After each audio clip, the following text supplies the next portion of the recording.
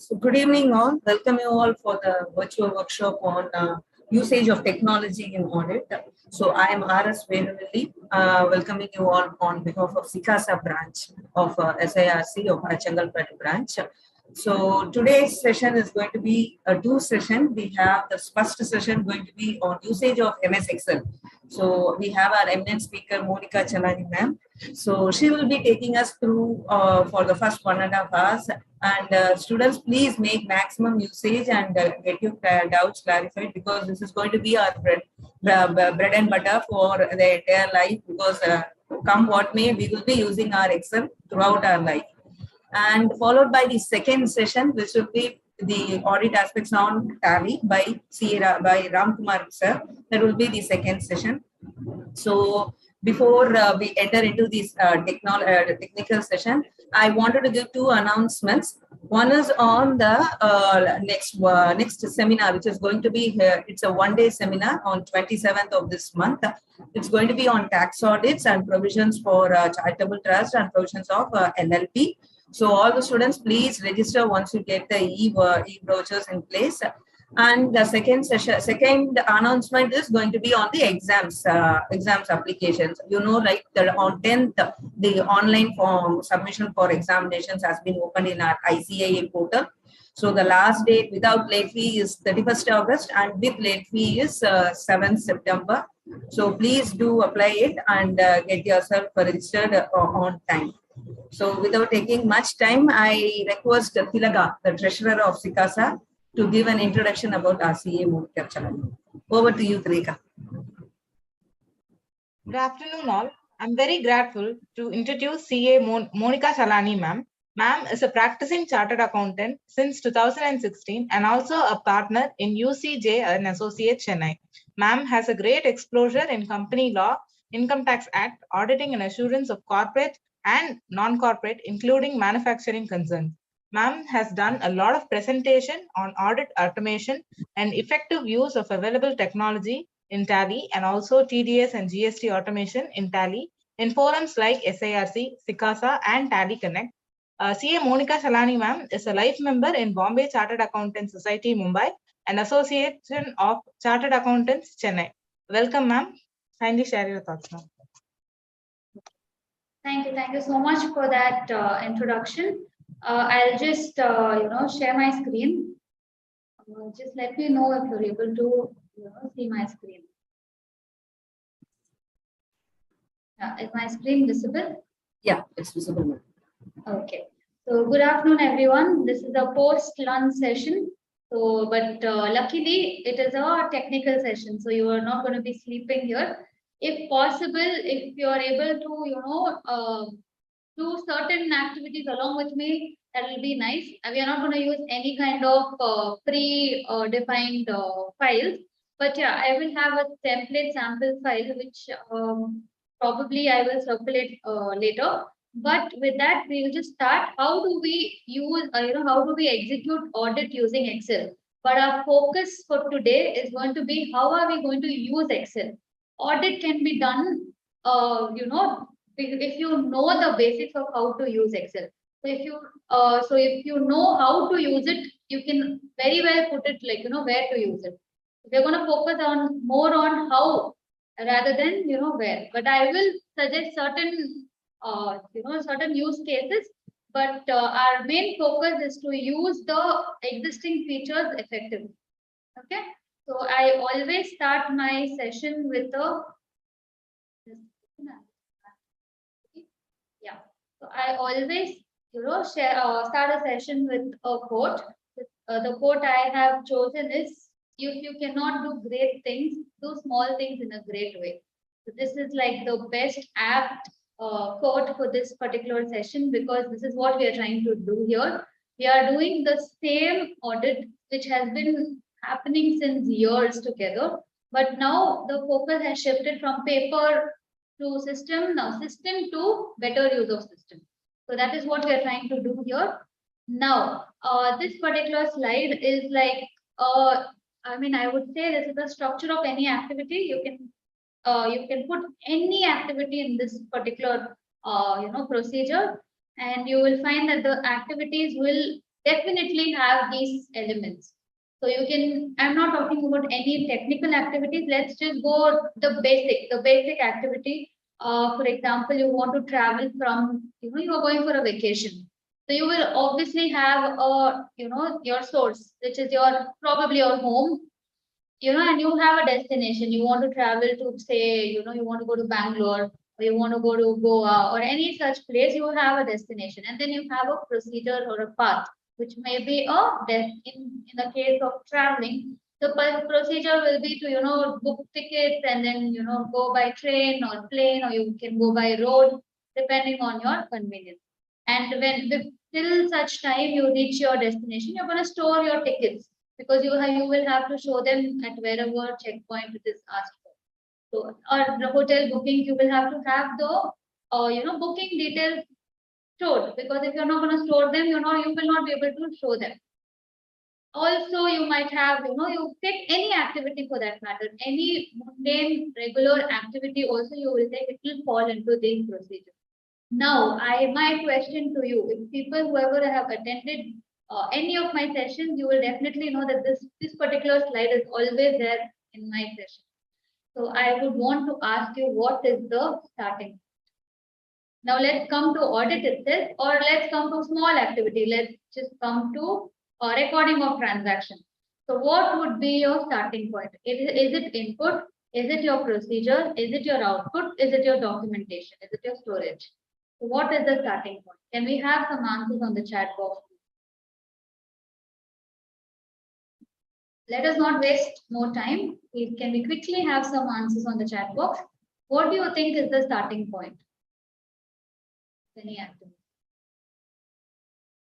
Okay, I received one answer, input. I'm not saying whether it's right or wrong. Okay. So we have majority saying, as of now, majority saying input. Do we have any other answer, or all of us agree with input? I'll give another 10 seconds. Can we have some other answer, or we are all agreeing that input is the starting point?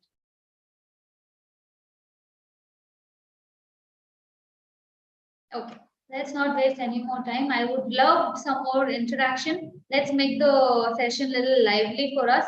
Otherwise, we are just going to be, anyways, we are already having a limitation of, system wherein we are not able to see each other. Let us just have some interaction in the chat box. All right. If we are not having any other answers, then I would proceed right into it. I think there are 39 participants, out of which only 2 people have answered so far. I feel you should answer, you should take some initiative and answer. Otherwise, this session is going to be a one-on-one session wherein I wouldn't even know if you're understanding what I'm trying to say. Okay, I got a third reply, which also says input. Okay, so with that, I will take it as majority people are, saying that is the starting point. Okay, so now take it like this. Now you said your source is your starting point. Okay, now how are you going to book your ticket? You know your source. Okay, very good. But if you do not know your destination, how are you going to even decide how will you travel? Let's say you started your source and you said, okay, I will take tickets and I'm going to take flight tickets. Imagine you're going to the next street. Will flight tickets be of any use? So, or let's say you have all your ingredients. Okay, might be some people who like cooking. So you have all your ingredients, but you do not know what you want to make. What are you going to do with those ingredients? Or let's say you're an artist, you have all the colors and paints and all kinds of, colors and paints and sketch and, color pencils and crayons and whatever, you have so many input items. But if you don't know what you want to do with it, what are you going to do with those items? Okay, so according to me, okay, you might differ in this opinion, but according to me, your output or destination should be your starting point. Based on that only, you will decide what you want to do and how you want to do. So if you don't know where you want to reach, okay, Let's come to accounting now. Let's come to a transaction. Let us say you have a purchase invoice and you want to book that invoice in your software. Okay, let's keep Tally because majority of us are well accustomed to Tally. Or maybe, you know, if you work in any mid-sized firm, 80% of mid-sized firms have Tally as their accounting software. So now if that is the case and you want to record the transaction, if you don't know, if it's a GST invoice, so if you don't know what and all components you need to record in the GST invoice, which is your output for recording a transaction. So if you do not know what is the entries you have to, what are the details you have to capture, you are going to revisit the invoices again and you're going to redo the entries again. So if you ask me, if you know what you have to, you know, attend, I'll give you one more example which may be relevant for every one of you. Now, when you prepare for exams, okay, I'm sure you are all either you have given your exams or you're about to give. So if you're going to prepare for exams, how do you prepare? Do you prepare based on the entire book or do you prepare based on marks or marked weightage? How do you prepare for exams? Quick. How do you prepare for your exams? Do you prepare based on your, you know, you say, no, I am a very good student. I'm going to read from book 1, page 1 till the last page. I will read thoroughly and, you know, prepare. Or you will say, no, this chapter has this much weightage in exams. So I'm going to prepare this chapter more. This is okay, not much. So I will prepare based on that. How do you prepare for your exams? I would really like some interaction. Otherwise, there's no point of this session itself. Based on weightage. Now, what is marks? Isn't it the output? Isn't your marks what you're achieving? That is the output, right? The desired output. You want, you know, some may say I want 80%, I might want 100%. So when you take any example you can put into, you start with your output only. Okay, and that is the better way to do it because you will know where you want to reach. Okay, so I would say your output should be your main thing. When we come to audit also, if you do not know in the tax audit report what and all you have to report, you will have to revisit, you will have to redo your audit procedures because you would have, when you're preparing your report, you'll come to know, I missed out this thing. So you will have to revisit all your input, all your storage, everything, documentation, everything has to be done. Okay, so I would say you should prepare your checklist also based on your output only. Okay, so I would say your starting point should be output. I'm not saying that don't consider your input and all of that, but start with your output. Like just like how you start with your marks weightage in exams. Okay, so with that, what happens? You will come to know what are your inputs required. You know, you might not just, you know, if you take a purchase transaction, you might not just pass the entry based on purchase transaction. You might require something called as a receipt note or a delivery challan from the supplier. You know, there might be some other document which may additionally be required if you know what you require in your, your final entry. Okay, so based on that only you will prepare your documentation as well. As auditors, documentation is our best friend. Okay, whatever working papers you keep, that is your best friend. Not even your partner, not even you yourself. Only your documentation, only your working papers will be, you know, will help you out of any kind of situation. So whenever you're auditing, please have exact, adequate working papers and, document every activity you do, whether it comes to vouching or it comes to, any kind of ledger review or analytics or even reports. Always have your working papers intact.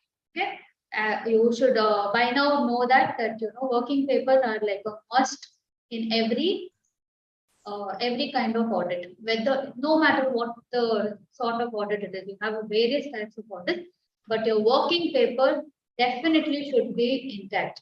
Okay. Now we will quickly, I will take another 5 minutes on this and we'll quickly move to Excel. So this particular quote, I am sure a lot of you would have heard it. Now what are we going to do is exactly this smart work. Okay. We are not no more in the league of Can you please mute whoever? Ma'am, can we mute? Yes. Okay. So we are no more in the league of hard work. Okay. Now is the era for smart work. But there is a subtle difference between being smart and over smart. That is where we do not want to be. Okay. We need to have hard work to a considerable percentage and smart work to a decently more percentage. Okay. If you have both, and you can reach better heights. Now, what is the difference between the two? It is like when you work smart, you're going to achieve the same quantity with quality. Okay. The subtle, the very important difference is this. And it gives you a lot of flexibility when you're working smart. You're not doing regular kind of a labor job wherein anyone can do it. Okay. You as an auditor, you have to add value. Okay, as an article or as an auditor or as a you might be in the under an industry as an employee, you are required to add value to wherever you're working. So that is very important. So adding value will happen only when you start working smart. Okay, you have to use your resources to the optimum. In fact, now is the time where you work beyond optimum. Okay, optimum is also underrated in this era where people are just rushing. They are just beating each other, like they are everyone's in the race to be on the top. But if you are working smart, you need not be running. You might be, you might easily stride towards the top. So that is and as you climb up the ladder, you have to get smarter and smarter in your work. So otherwise, you're going to be stuck somewhere in the middle.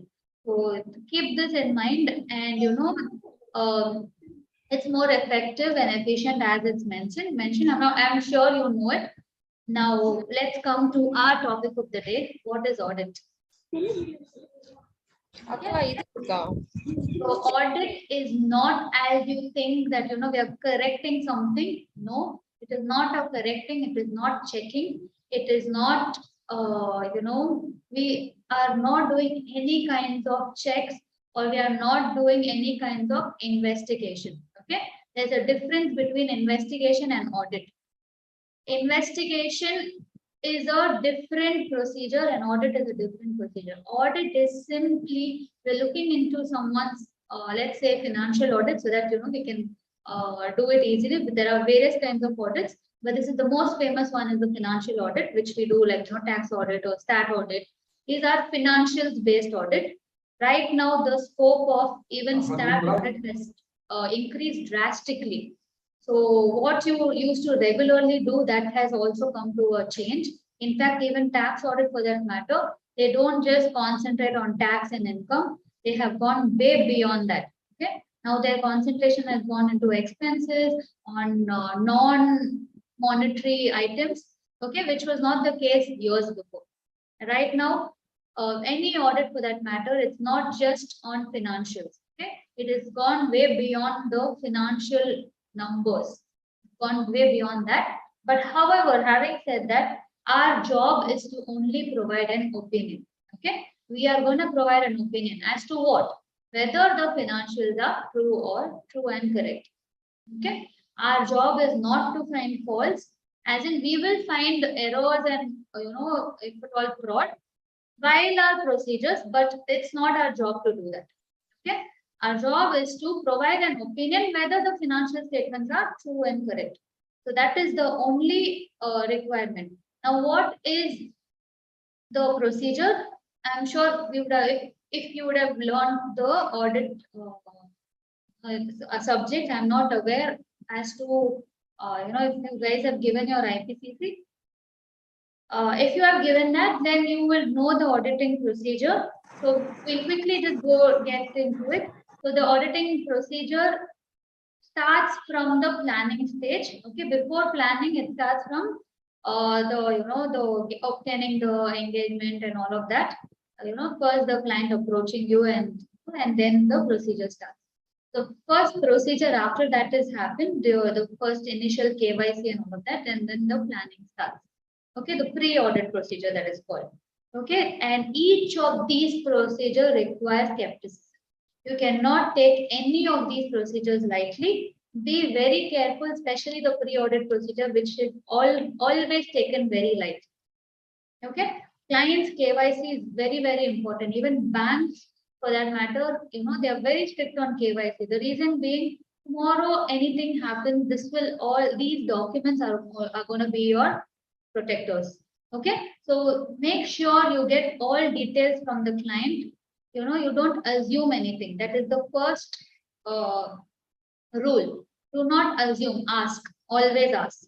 Okay, so do not ever assume things on your own.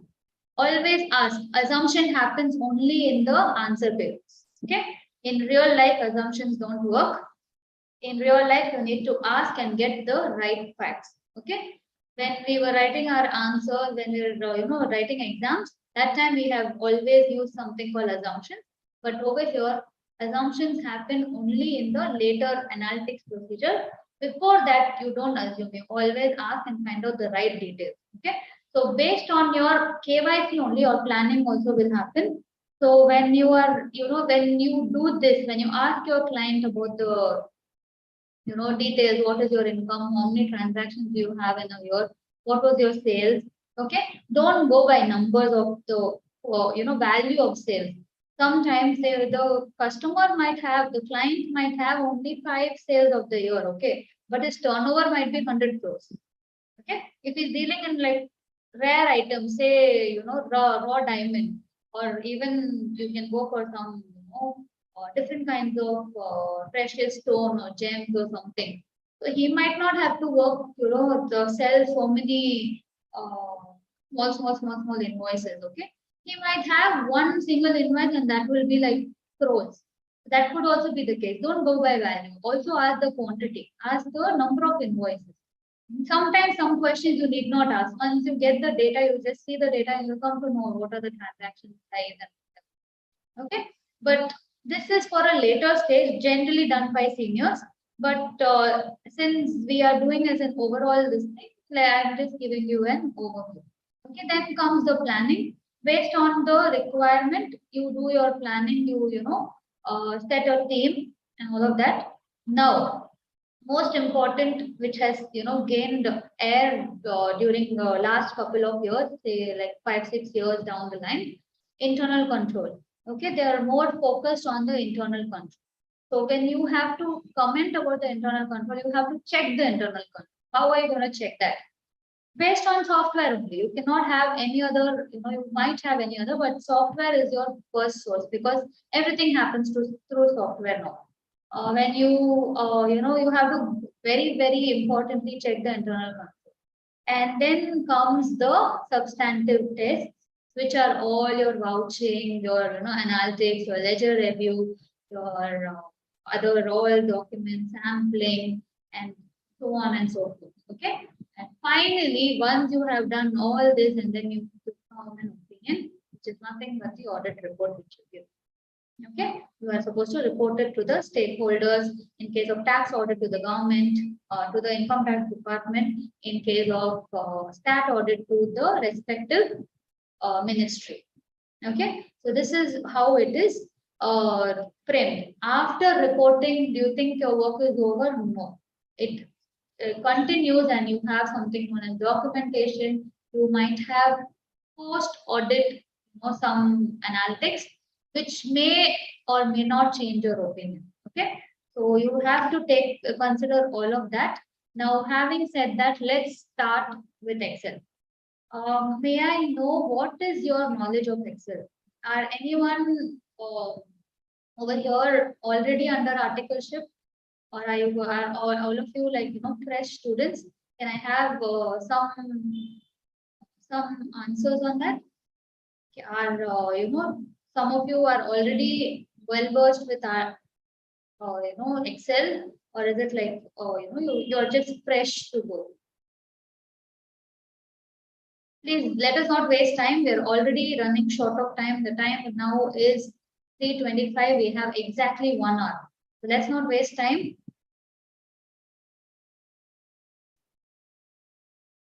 No, I just want to know whether or not you know Excel, so that I will go accordingly. Okay, let us consider you have a basic knowledge of Excel. So let's get right into it. Okay. So yeah. So before we start these Excel details, I will quickly just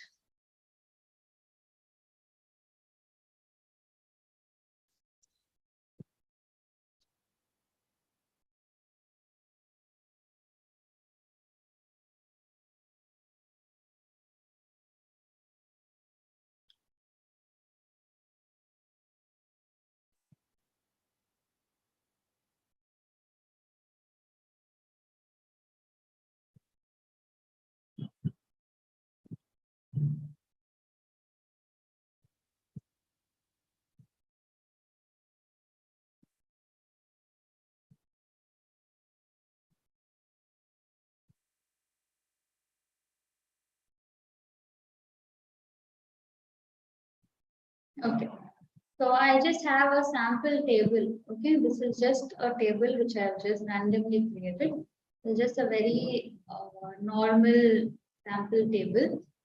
Okay, if you don't have a table, you have to convert it to a table. If time permits, I will show you how to convert a data from a table. Okay, let me just open another file. Probably an export from Tally. Okay, it's because you work mostly with Tally. So let me just see if there's any Tally export already available.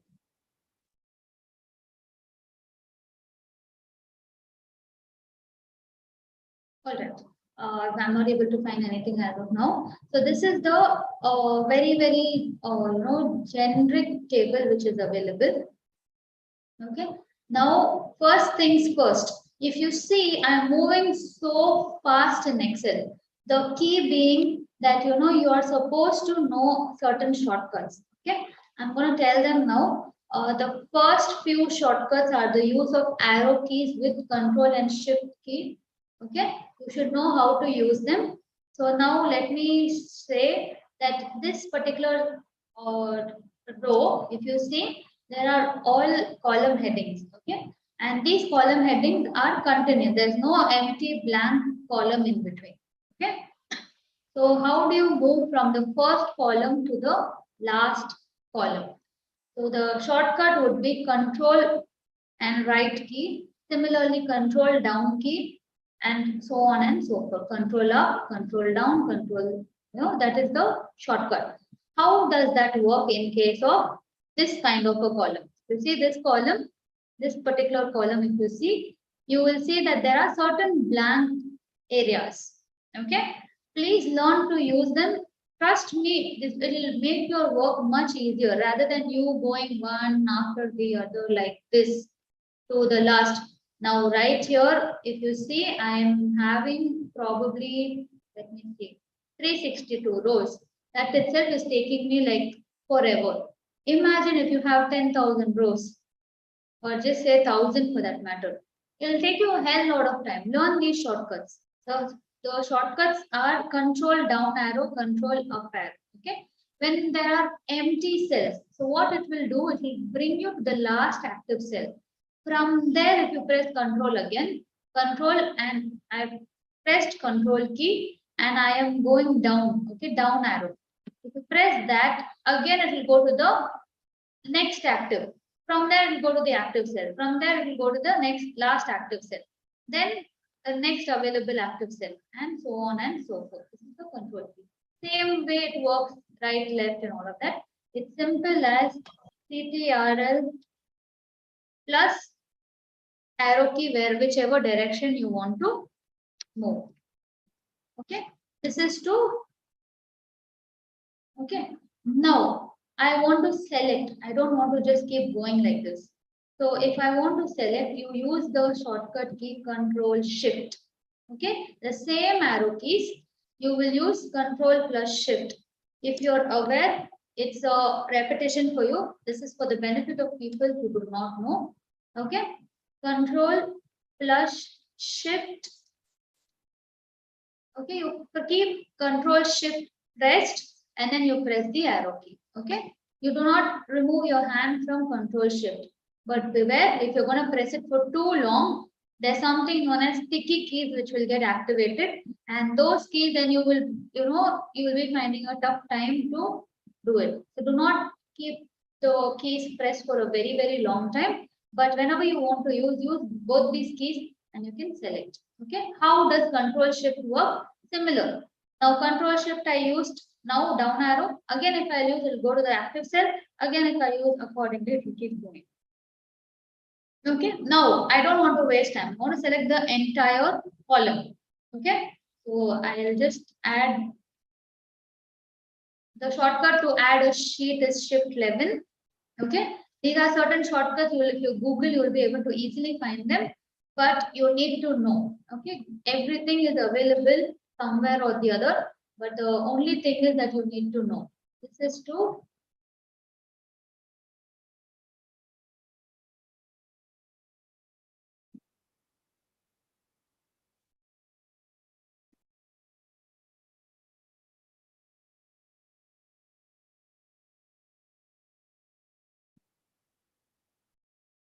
okay. Similarly, this is selection of range.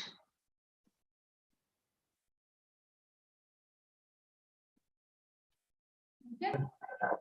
So this is the shortcut key for that.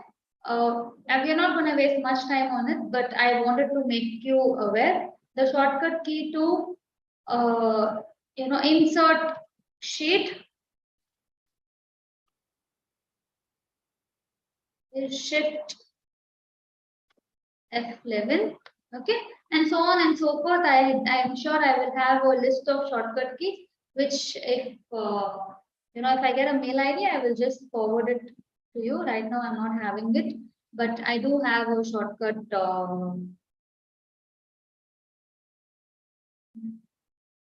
I'm not having it for the time being, but I do have a list of shortcut keys which I can definitely circulate.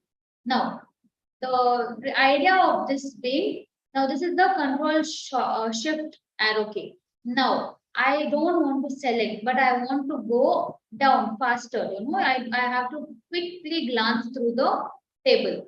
So how do I do that? If I do arrow keys and Control key, what will happen? It will give me to the last cell. I don't want to do that. I want to see the transactions, but I want to do it at a faster pace.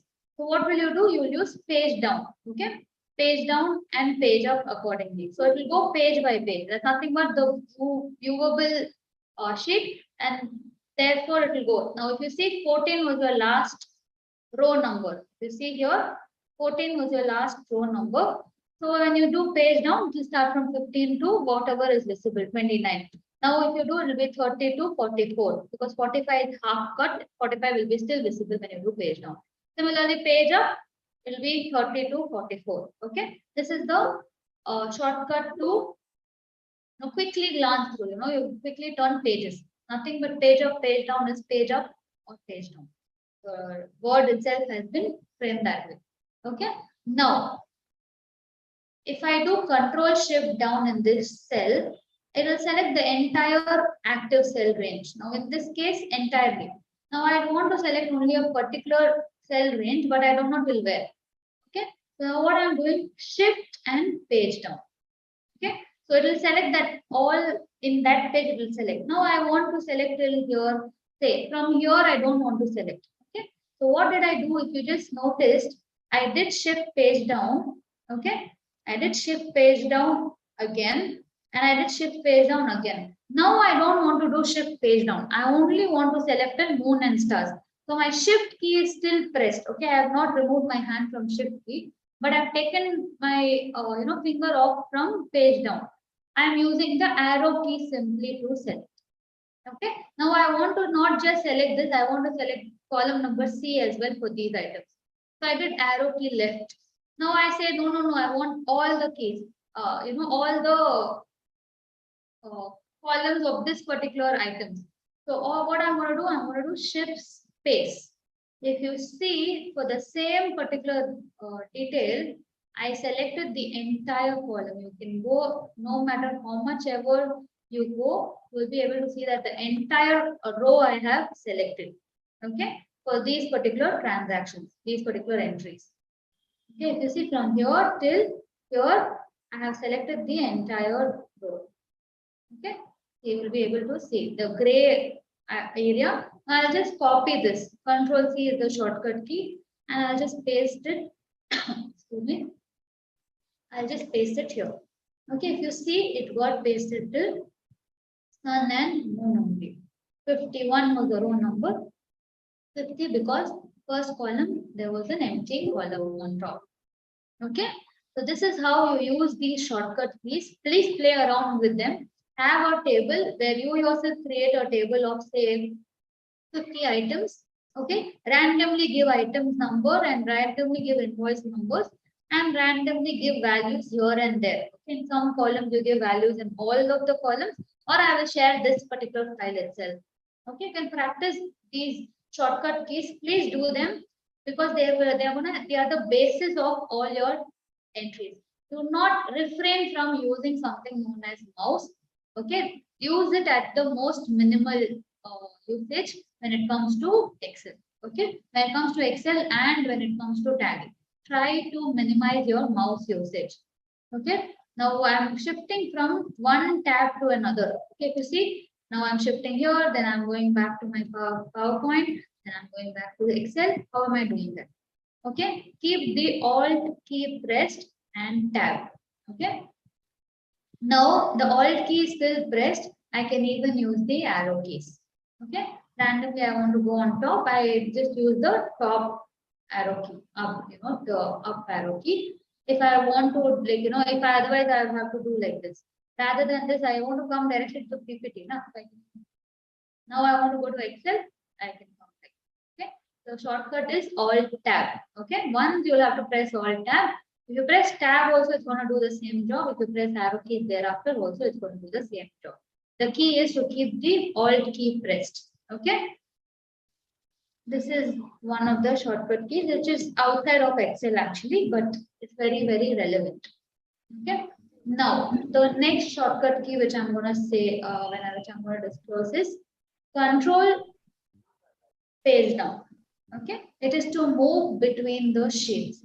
Control page up, page down is to move between the sheets. Do not do something known as Control Shift page down. What will happen is it will select all the sheets and something known as group sheets will open. And trust me, it's very dangerous when you work in group sheet. Okay.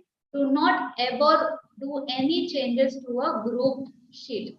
So do not use something called Control Shift page down, page up. It has a relevant different purpose, which we will discuss as time permits. But this particular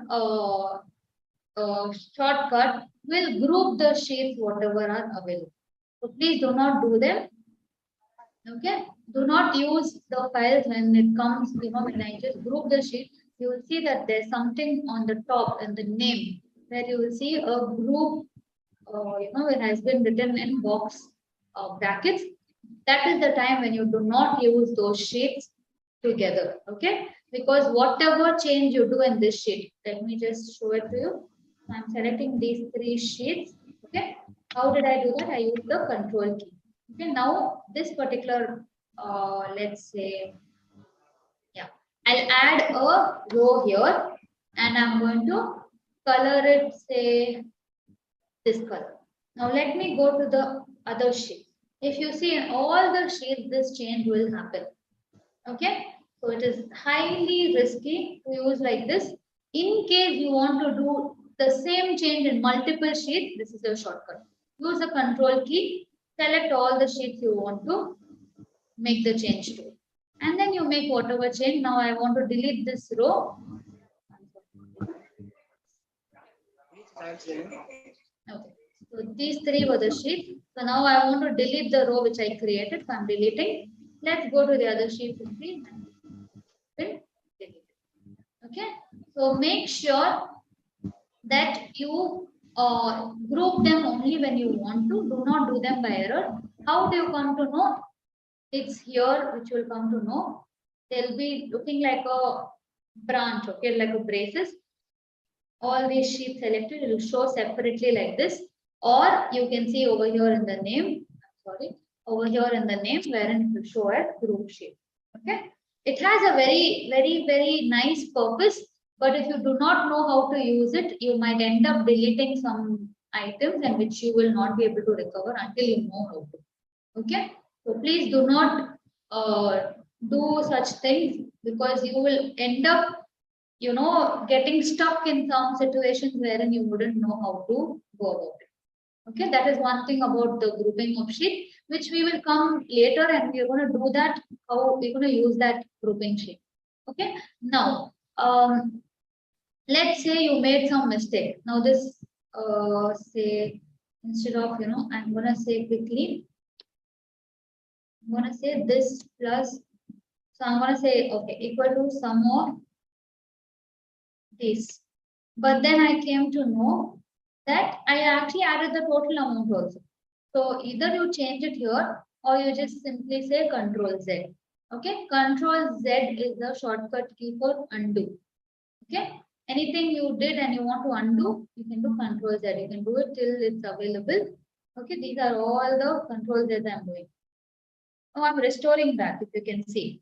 Okay, I'm restoring back all the things I did. How did I do that? You can either use these keys. Okay, these are called undo and these are called redo. You can also come and select, okay, I want to undo all of these. Or you can say I want to redo. It will show you the list of things that you have done and it will keep, it will keep prompting. You can do like that, or you can simply do Control Y. Okay, Control Z is the shortcut key for undo. Control Y is the shortcut key for redo. Okay, by mistake you deleted this. How do you do it? Control Z. Okay, by mistake, you were just not attentive and you just deleted this GST number. No, don't panic. Always use Control Z and you'll be able to get it.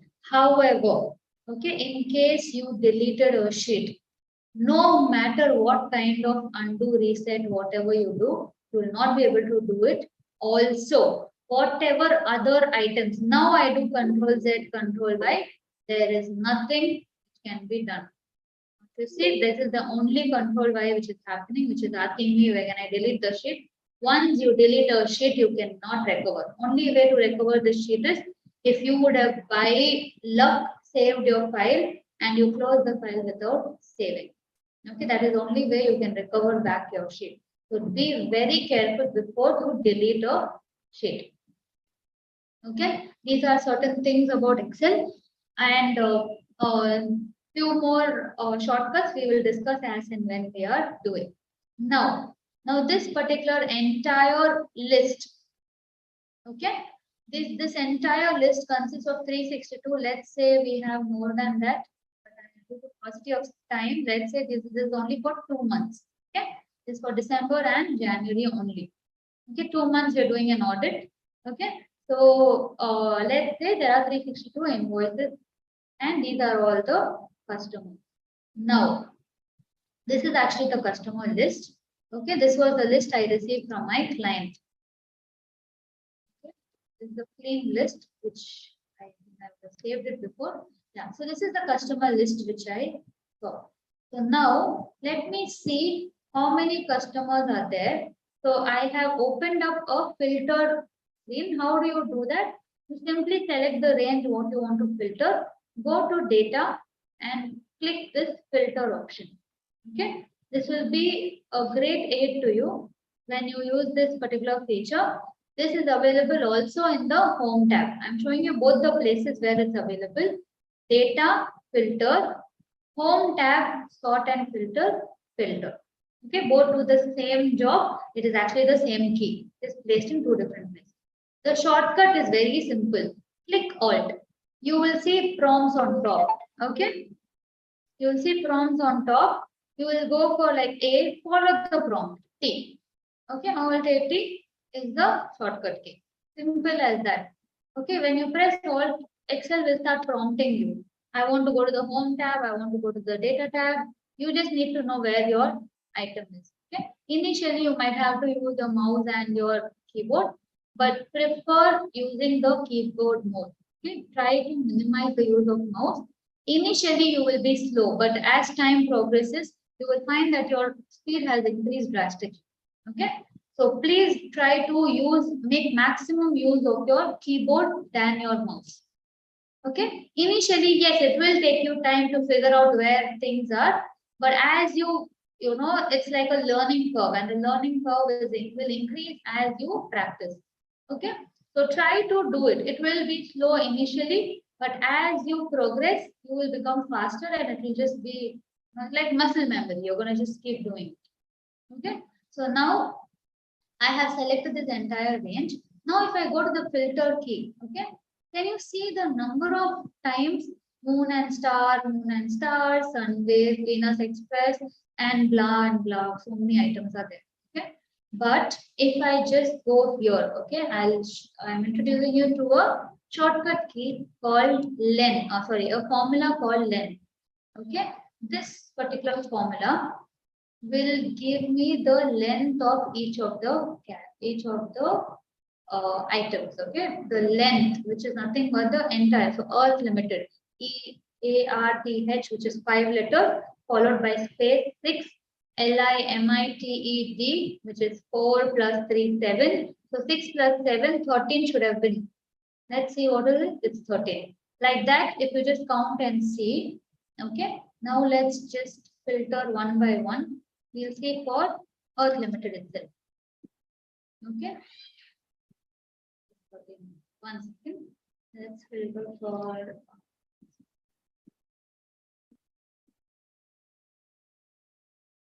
Okay. I have already cleaned this data.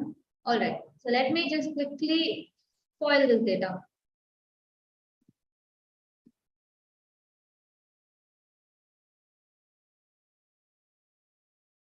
Okay, if you see I'm selecting so quickly, I'm using the space key to select. Okay, you can go to the mouse and say, no, I want to do this way. Yes, you can do that. But I'm going to quickly just use the space key to do this change. Now, I am going to introduce to another shortcut key wherein I'm going to show how to make changes in a filtered range. Okay. These are all going to help you when you're doing your audit, because you're going to do a lot of vouching and a lot of analytics. You will use a lot of filters and a lot of sorting and all those items.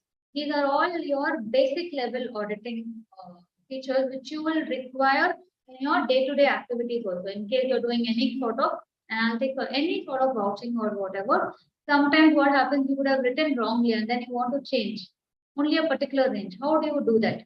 Okay, if you're going to change like this, Excel sometimes work properly and it will change only this.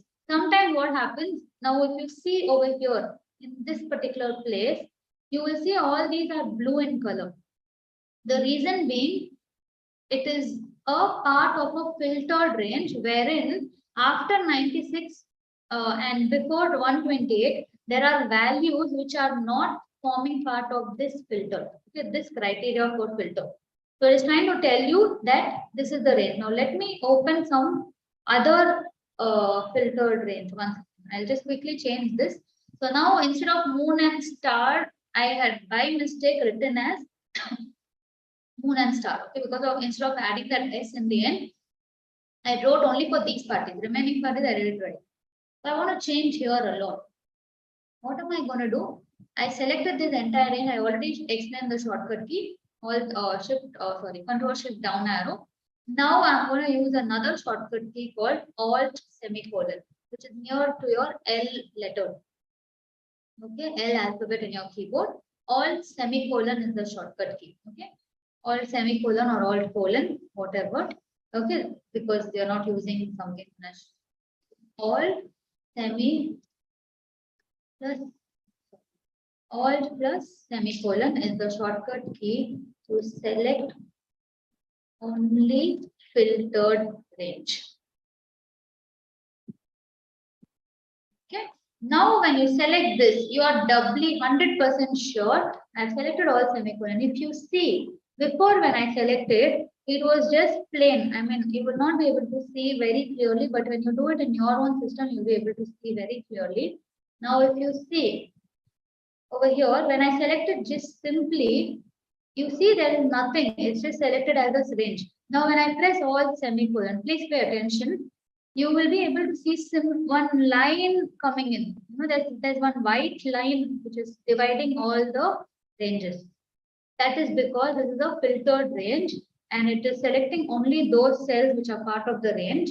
And when you make the change, all have been shifted to moon and stars. Earlier it was moon and star. Okay, this I had changed just now. That's why. Now this particular thing, I have selected the filter range or semicolon. The moment I select on there, from being gray and completely, it will become like small boxes. It becomes okay. And when I do Control D, which is the shortcut to copy it down, and I'm able to simply finish my job. Okay, instead of me copying, pasting, and all of that. Now, if you, I'll show you one more thing, and then we can go to our sampling. Okay, so now let me select. Okay, we see Sunway. It's a continuous line. Now let's filter. I need 2, 3 lines. Yeah, okay. Earth Limited. See, Earth Limited. It's a 4-liner item. Okay, so I'm going to select Earth Limited itself. Okay, so now if you see, let me just select this range now. Okay, now if you carefully see this, okay, I will just go slowly. 3 to 10. Okay, now 3, the next column is 10. If you see this, the box is selected like this. Now 17, 18, 19, 20 is a continuous range. If you see here, you do not find that white line. Reason being, it's a continuous range. Okay, but with that you can easily say that Excel is clearly selecting only that range which falls in that particular criteria. The moment you do that, any change you want to do, you can do and paste it. Now I want to change Earth Limited to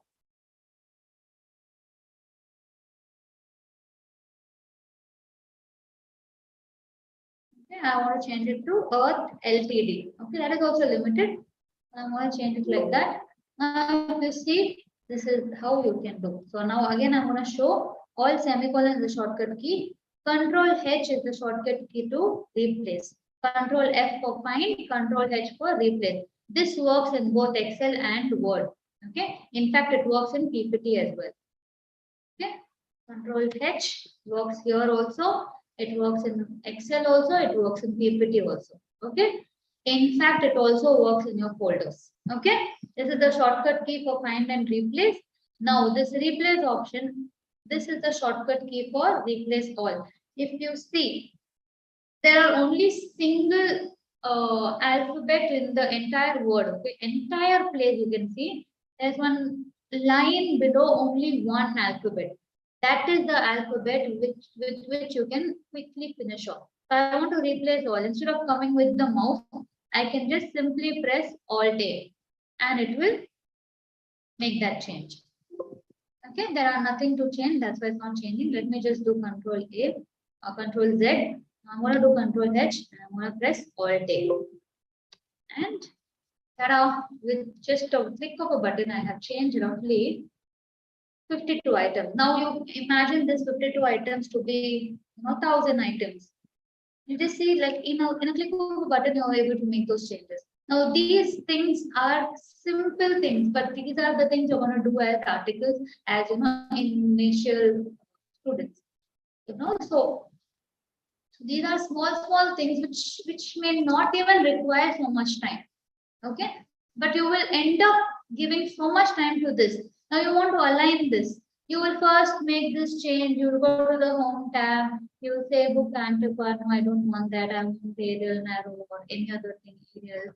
Okay, and then the font looks too big, so I will make it 10 size. Then you realize, array, this was actually this thing itself was big. So you came down, and then you saw that the font became too small. Then you will come here and make that change. Imagine if you're going to do one. Now instead I will just select this and make it as Arial and I will change the font as 10. Yes, we are good to go. Now if you see in between there are certain bold cells. So I'm going to just bold. I'm going to remove the entire bold option from all the cells. And then I'm going to change the font size 10. Okay. So it looks neater. So like this, you can make all alignment changes also at one go if you know how to select your cells correctly. Okay. So this is one thing. Now I am going to introduce to another shortcut key, another function key called trim option. Okay. Trim option is okay. I didn't complete this. So I'm going to add roughly spaces here and there. Okay. This is very common. Okay. When your client gives you data, a lot of time they do such kind of things and give it to you. Okay. So as an article or as a student or as an employee, you might have to do all these changes. Okay. So I'm just randomly adding spaces and say special characters. There might be, because they're exporting from different software, there might be special characters and all of that. Okay. Now, if you see same, let's go Earth Limited itself. Same Earth Limited, one has 10 digit, one has 99 digit, one has 15 digit. Similarly, you can go for others also. Now, how do you make sure that all your extra spaces and all your extra special characters, which are not visible, okay, there are roughly 256 characters, and most of them are not even visible. Okay, they might have some special characters because of exporting from a different software. They may have been embedded in your data. Okay, the shortcut to clean that is trim. Okay, you're going to trim this data, remove all that extra cream. Okay, you're going to trim it and make it well groomed. Okay, you're grooming the data. So you just trim. So the shortcut is equal to trim. Select the text and just copy down. Okay. Now you check the length. Okay. Now I'm going to say equal to length, or you can simply go and change the column number. Instead of D, I'm going to E column. Okay. Now this cell referencing I will teach you. Just give me a minute. Now you check Earth Limited. Or let me do a thing. I will just let this be here. I'm going to do fresh length.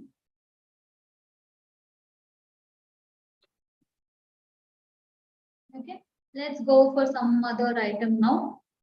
I'll go for Galaxy or say Sunway. Okay, I'll go for Sunway. I'll go for Earth Limited as well. I'll go for Sunway as well. Okay, I'll go for Earth Limited. Now, can you see the difference? Ideally, it should have been 0. But if you can see, you will find the difference. Because this is also Earth Limited and this is also Earth Limited. Now, space is a very visible character. So you will not be able to, appreciate it so much. But when you export from different softwares, you might have some hidden characters. Okay. In those cases, this will be a very, very easy thing to clean your data. Okay. A lot of auditors, I'm talking about experienced auditors, waste their precious time in cleaning data. Okay, this will happen in a click of a button. Now we have done with this. Next step. Okay, next step, when you receive a data. Now, for example, I wanted to explain one more item to you. Now, if you would have seen, now see, I am deleting this. I did not choose the all semicolon button, but still Excel, just made that change here, but it is not so in all cases. So it's better you choose this and delete. If not, if you just delete like this, now I'm removing the filtered range. And if you can see that only from the items I deleted, it got deleted. I want to delete from all, quickly deleting that. Okay, the shortcut is Control space for column, Shift space for row. Okay, that's the shortcut key. Now, let's say this is the same, the item. And this particular column is the GST number actually. GST number. Okay. Now the GST number follows like this. The state code are the first 2 digits. So for Tamil Nadu, 33 is the code. So followed by the PAN number, which is a 10-digit alphanumeric number.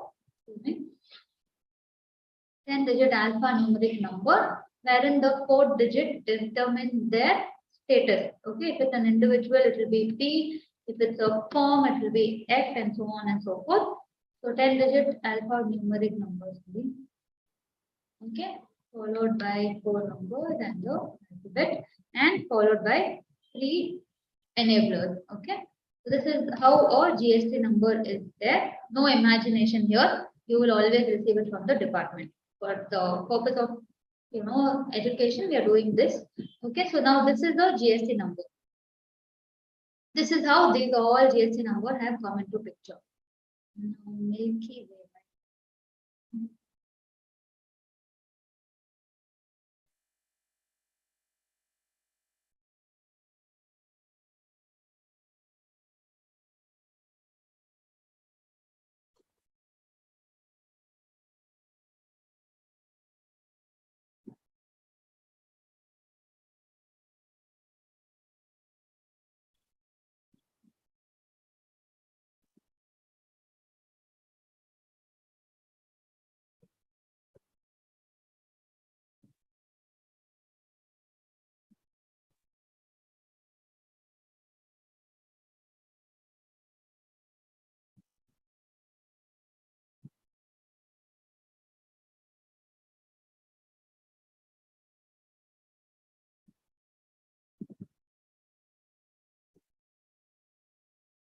Okay. So this is the these are the GST numbers. So I'm quickly gonna it's the same concept, 2-digit followed by. Now I want to extract the PAN number from it. Okay, from these GST number, I want to extract the PAN number. Okay, the short there is a hidden. This is kind of what do you say? It's a artificial intelligence embedded in what do you say, this particular item, which is called the flash fill. It literally uses artificial intelligence. I'm going to quickly use this key and say EECE1659E, and I'm going to say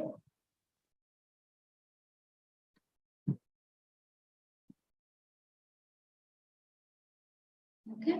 How did I do that? Control Shift N. Okay, it will go to the last active cell, and I'm going to say flash fill. Now, if you see, you can test it for yourself. You will be able to see that all the PAN numbers have come. Okay, this works even for name. Let us do that. Preferably, if you are near to the column, is better. I'll just quickly add a column. How to add a column? I selected the column and just said Control plus. Okay, or you just say Control plus and say entire column, entire row, whatever you want to do. Okay, now quickly, I'm going to do here. Okay, I'm going to say only earth. Okay, and I'm going to say flash fill.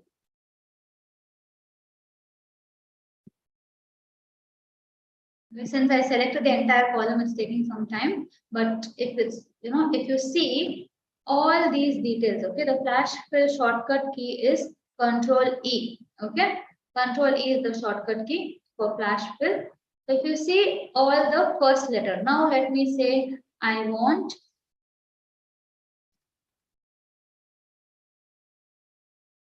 $159 hyphen earth. Okay, and enter Control E is the shortcut key. Okay, there are already values, so I'm going to delete them and quickly select this range and say Control E. If you see, now I selected from 2 different columns. Still, it is able to give me correctly. Now I'll add one more thing to it. Okay, this is a very, very useful key. See, the thing is, my intention is to teach you certain things which are not used at all. Okay, so I'm going to teach you certain things. Now, this flash fill is a very, very useful item. I want to add GST numbers. I'm going to add that also. Now, this time, instead of typing, I'm going to quickly just give a link. Okay, so I'm going to say equal to this. Or just wait, let me just say equal to this and this and this. Okay, if I'm going to select like this, it's going to come on its own, but I want to I'll just copy paste it quickly. You can do this formula and copy paste, it's going to come. Okay, there's no harm to it, but I want to show you the usage of flash fill because it is without formula. Okay, because whenever you see a formula, if you see in the formula bar also, you will not see the value. And even if you do F2, you're not going to find that value inside. Okay, so when you want a formula is nothing like it, but not everywhere you can use formula. So now I'm not going to select the range also. I'm just going to say control. If you just see everywhere, you will find the GST number. Okay. So this is how it works. So, utilize this particular, end feature wherever you want to quickly have a particular set of data in your particular desired format, or you want to extract, middle name, last name, or you want to extract the product name. Now I want only.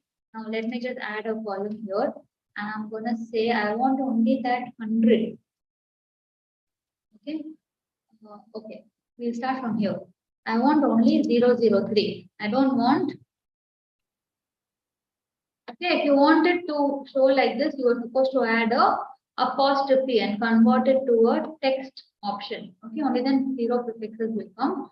Now I'll say Control E, and you will be surprised to see that all the invoice numbers will come extraction or merging. Both can happen through this Control E. It's like a semi-artificial intelligence embedded in Excel.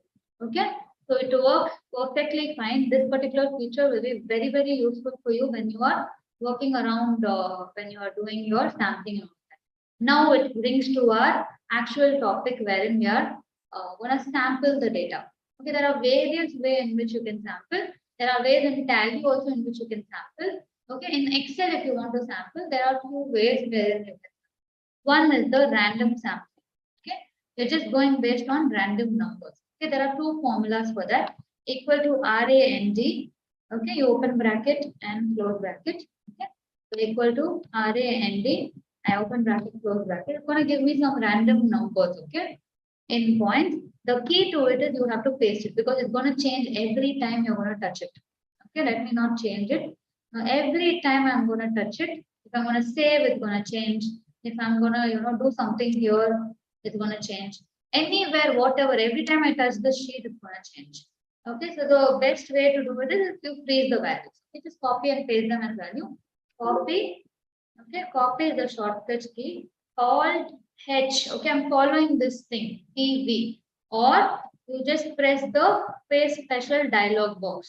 So when you copy this, Control Alt V will open this paste special dialog box, and you can select the various types of paste you can do. Okay. So now this particular item has become frozen. Now you say I want to select the top 10 random numbers. Okay. I'm gonna just again filter it. This time I'm not gonna filter. I will sort this. Okay. Again here I'm gonna sort this. I'm selecting the entire table. I'm going to this option, new filter, sort option, home also same thing, this sort option. I'm not going to use the smallest to largest simple sort. I'm going to go for a custom sort. Okay. Because I'm sure you can do the regular sort. So now I'm doing the custom sort. If you're doing the simple sort, so you wanted to sort this, right? So you did the smallest to largest sort. Okay.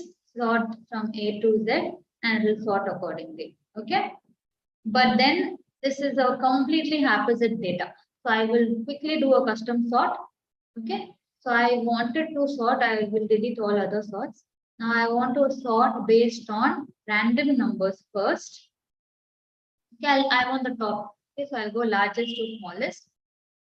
And I want to sort based on invoice number, smallest to largest. Okay.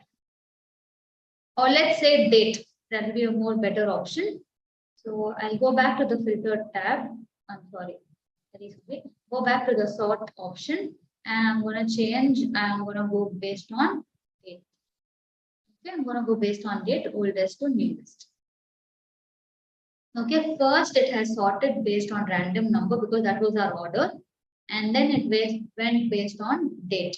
So if you see like that, again, it is not a very good picture. Okay.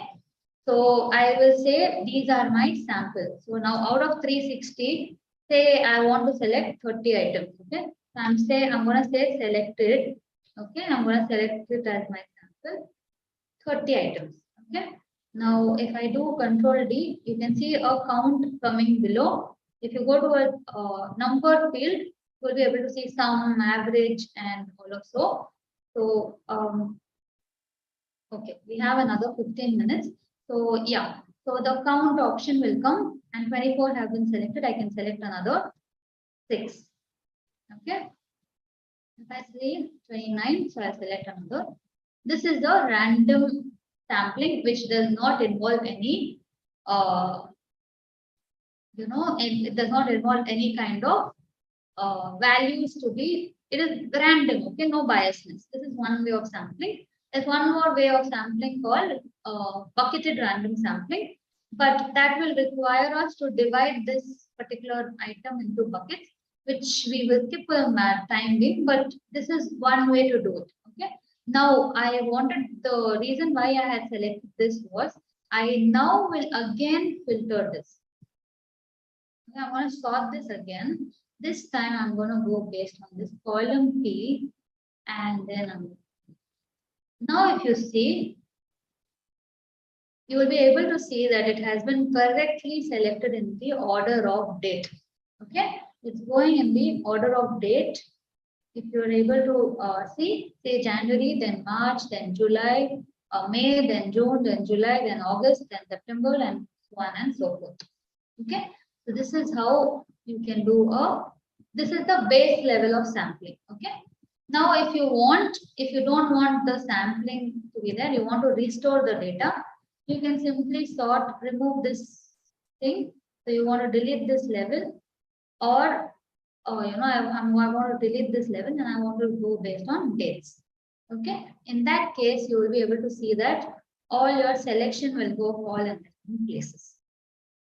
Okay, this is one way to do it. One more way to find your sample is you filter, top 10, they say, but you can choose top 30 items.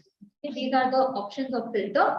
These are like the top 30 items. If you see, all will be selected because we've already selected them. Okay, so this is also one way to do it. How did I open this button? Is selecting here, or simply press Alt down arrow. Okay, I've used a lot of shortcut keys. Please, make a note of them and practice as much as you can on shortcut keys. Okay, Alt semicolon. And one more key to remembering these shortcut keys is you can practice 5 at a time. Okay, try to remember 5 or 3 at a time, and as time progresses, you'll be able to remember a lot of them. And do I remember all? No. I also take the help of hints. Like just now, I took the help of hint for flash fill. I just kept my cursor here and it said Control E because I know that this hints here. Not everywhere you will be able to find the shortcut key. Okay, so with that you will be able to get your shortcut keys sorted. Now this is one way. So the filter option has so many options. From here also you can do the sort. Once the range is filtered, you can sort the entire table. Be very careful when you're sorting as well. Okay, I know you might have a lot of queries. Please put them in the chat box or the Q&A, whatever is available, and you can ask me all your queries. But with this, you will be able to, effectively know that you can do these items. You practice, and you can always reach out to me again. Okay, So now this particular number filters. Okay, now these are filter options. We just saw sort options. Okay, these are the custom sort options wherein you can add delete level. If I just add a level here and say I want to sort based on customer claims. Okay, I want to sort based on them. And then I come to no, I don't want to do that. I wanted this to be on top. You can just simply say put it level up, bring it down, all that. And if you click on this particular option, my data has headers. The first column which you select, the first row which you select, automatically will be the header column. If you don't select, it will take it as raw data. Okay, so that is one thing. And if you don't select this, you'll be able to see it comes as column A, B, C, D, E, F, G. The moment you say it has headers, you'll see the columns itself are named as your header names. Okay, this is about sort, which I missed out. Now about filter. Okay, these are all very simple. Sort by color is also an option. Okay, if you have colored your data based on something, you can do this sort by color. Okay, this is one more option. Now, now say these few items were your query items. Instead of noting down, you colored them. So now you can simply filter by color. Okay, now imagine out of this, these three were say mismatch in PAN number. So from this you can also go by font color. Okay, these are certain things which I'm sure if you would know very good, if most of you would not know. Okay, so this is about the filter by color option. It will also go to the level of filtering by if you have any font color, if you have any other details. Now, for example, these two items I have done red font color. These three items I have done say blue font color. So now when I go to the filter option, I'll be able to see based on the font color as well. Okay, this is about this filter. Now the next filter options are these number filters. Okay, since this is a number field, you're able to see number filter. Then this is a text field, you're able to see text filter. Here you will be able to see date filter. Wherever Excel recognizes, it will correctly prompt you. Now imagine if these are all text items. Okay, these are all numbers. Okay, but still they are text. Now you see they are text. Now what I will do, I'm simply going to use another. This is a copy paste feature. Okay, paste special feature. I'm going to copy this. Control H. Okay, sorry, Control Alt V, and I'm going to say multiply. Okay, these are operation copy or paste features. Okay, these are operational paste features, and I'm going to say okay. From text filter, it became a number filter. This is how you can do. Now let me do it better. You will be able to understand. I will multiply by 100. Okay, I'm going to select this. Control, you have to copy the item you want to copy. Control Alt V. I want to multiply. You see, you're able to see that all the items got multiplied by 700, but there is no formula. Okay, this is one way to do it. One more way is equal to. Okay, just open another column and say equal to this into. Okay, but when you copy down, you have to be careful. You have to freeze this range. Okay, adding dollar before the rows and columns will freeze the range. And if you see anywhere, this will move. Okay, now I will explain. Now these are certain things which are your basis of any activity you're doing. Okay, these freezing of ranges. If you just notice this $D, $1. Okay, these are called absolute range. Okay, there are three types of ranges. One is the absolute range, one is a relative range, and one is a reference. Sorry, one is an absolute reference, one is a relative reference, and one is a hybrid one. Now, if I this particular range D7, I copy it anywhere, it will keep changing. If I copy, say, here, okay, it will pick the left range, okay, because I said to pick my left cell multiplied by D4, which I have, D1, which I have frozen. So I paste it anywhere, say here also, it's going to do the same. Okay, this is the range. But if you see this particular range, no matter where I paste, let me just take it to another Excel file itself. Okay, still, I'll paste it here. Still, if you see this particular, oh sorry, I have taken it like this. I took the inner column, so I will have to copy this and say I'm going to paste here. This will remain intact, D1. But if I'm going to paste it anywhere else, okay, I'm going to paste it here. If you see, D1 is intact, but in Excel understand that you have to take one left cell, one cell left of my actual cell and multiply it by D1. Okay, now this is how a absolute range and a relative range will work. Now we're going to talk about hybrid. Okay, I'm going to remove dollar from my column. Okay, the D represents columns. I'm sorry, D represents columns. Okay, if you see A, B, C, D, E, F, G, these are columns. The numbers represent the rows. So D1 is nothing but column D, row 1. Okay, similarly, R7 is nothing but R column, row 7. Okay, you can change them, but we're not going to get into all of that. So it's for your curiosity to, if you want to see how you can change them from number to number, it's your lookout. So always the cell references are so, it's D7, R1, K, that's nothing but row, column R and row number 7, so on and so forth. Let's not waste our time on that. Now R7, now if I just remove it from the row, now if I copy paste, okay. Now if you see, now D R61 and D55, because this was R7 and D1, so there was a difference of 6. So if you just see here also, there will be a difference of 6. Your difference of 6. Okay, so this is how it works. So now, but if I copy it right, okay, let me just copy it right and see. Now, if you see, D is still D. Only the row changed because I froze D. I did not freeze the row. Okay. If I now change it to say this, okay, if I just change it, now if I paste it elsewhere, okay, it will be S, same thing, D. Now let me just move it somewhere else.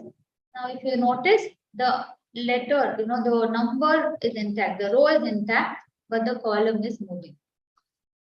This is about ranges. How else can you change it? F4 is the shortcut key. Keep playing around till you get the desired outcome. F4, F4, F4, F4, F4, F4, F4, F4. Okay, this is the shortcut key inside. Okay, now this is about your references. If you know how to use your references, your formula creation will become so much more easy. Okay, for example, I will quickly say this is like simple shortcut key sum of equal to sum of these 3. Okay, these are my total sum.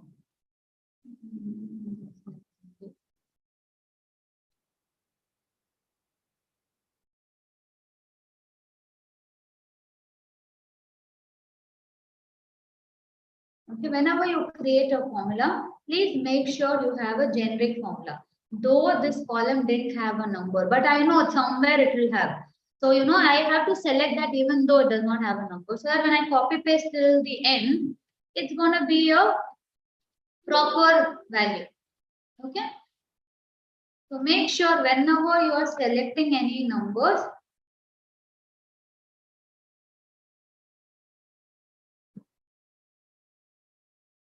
okay, whenever you're selecting any kind of number, make sure any kind of cells in your reference, make sure you select even if there is no number in that particular row. Okay, whenever you're creating a generic formula, always ensure that you have selected the rows, whatever is required to be selected.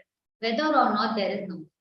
Okay, that is one key rule to creating a generic formula. If you're going to do something like this, okay, if you're going to do something like this over here, I want the total value, so invoice value plus CGST plus SGST. Now, if I'm going to copy it till down, this is not a complete formula because over here, if you see, it's not selected. So, but over here itself, if I have defined, I know this is going to come somewhere. I'm going to define like this and copy paste. This becomes a generic formula. Now, now I want whether the GST number is right. Okay, this is the taxable. Sorry, this is the total value. Now I want whether the GST number is rightly done. Okay, so what I'm going to do, I'm going to say, let's say this is 18% GST. Okay, so I want to see whether this is right. So I'm going to say into this, divide into this, okay, or I'm going to say, so what I'm going to do, I'm going to freeze the column here. Why? Because I want the rows to move, correct? Because I have so many items, I want the rows to move, but I don't, I'm going to completely freeze.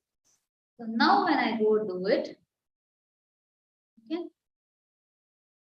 this is 9% and this is 9%. That's how GST works, okay? It is IGST will be, CGST and SGST will be half of IGST and half of IGST. So now if I'm going to copy this here, this is not going to work for me. So what I'm going to do, I'm going to free my column as well. Okay. Please pay attention. I'm going to re-explain this. Now if you see, okay, now since I have given 18%, I don't know what this rate is. We'll quickly just do this. Okay, I'm going to select this taxable value. Okay.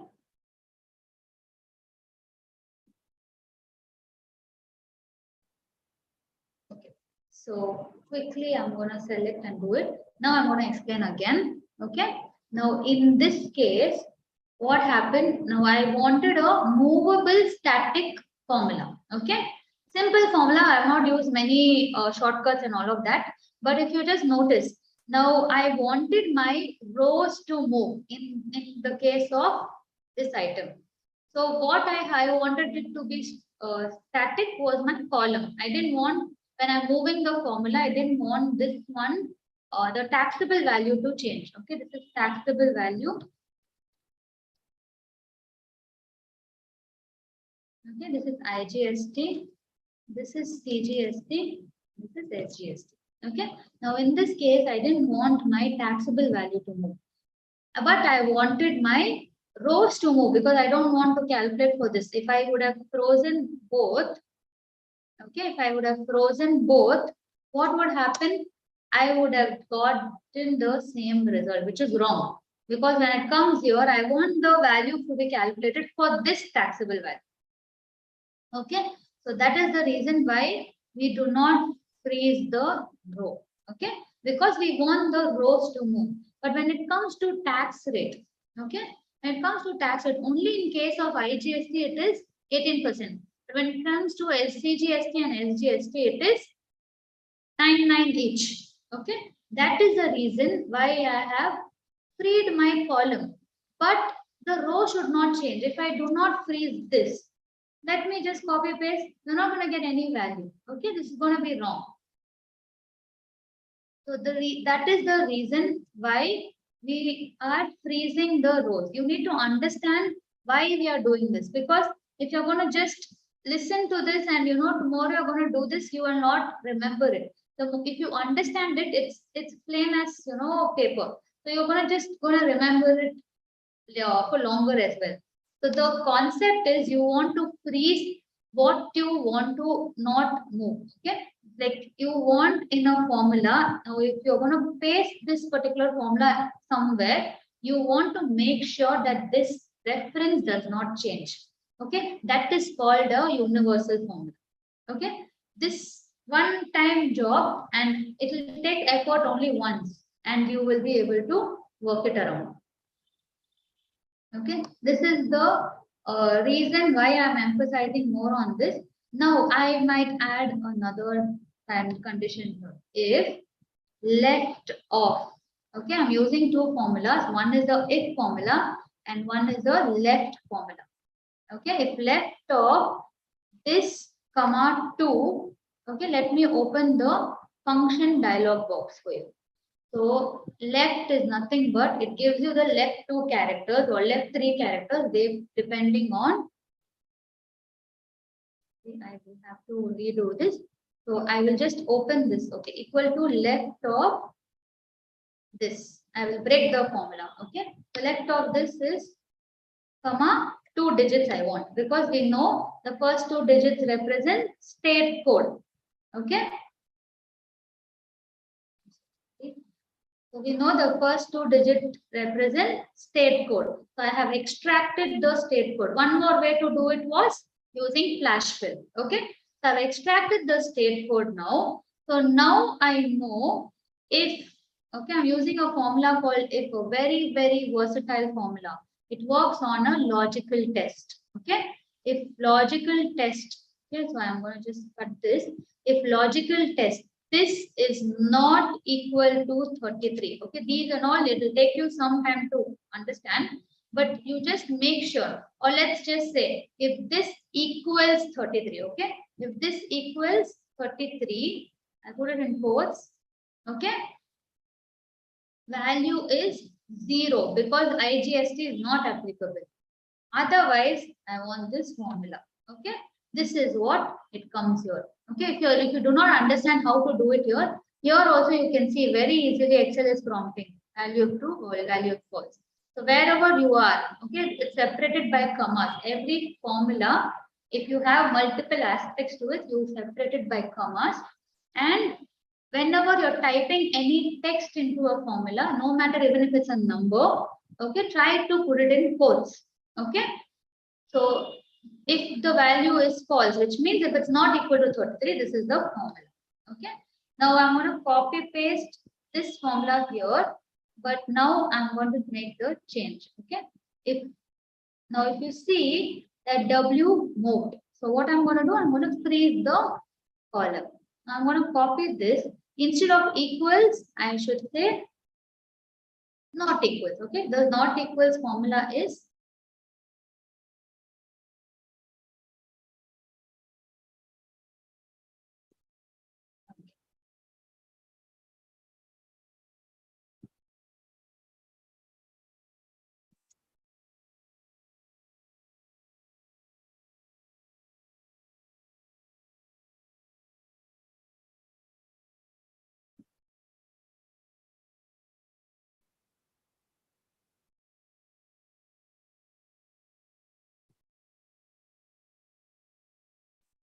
okay, there is no 33 in the list. Let me quickly have one place where there is 33 so that we can start it.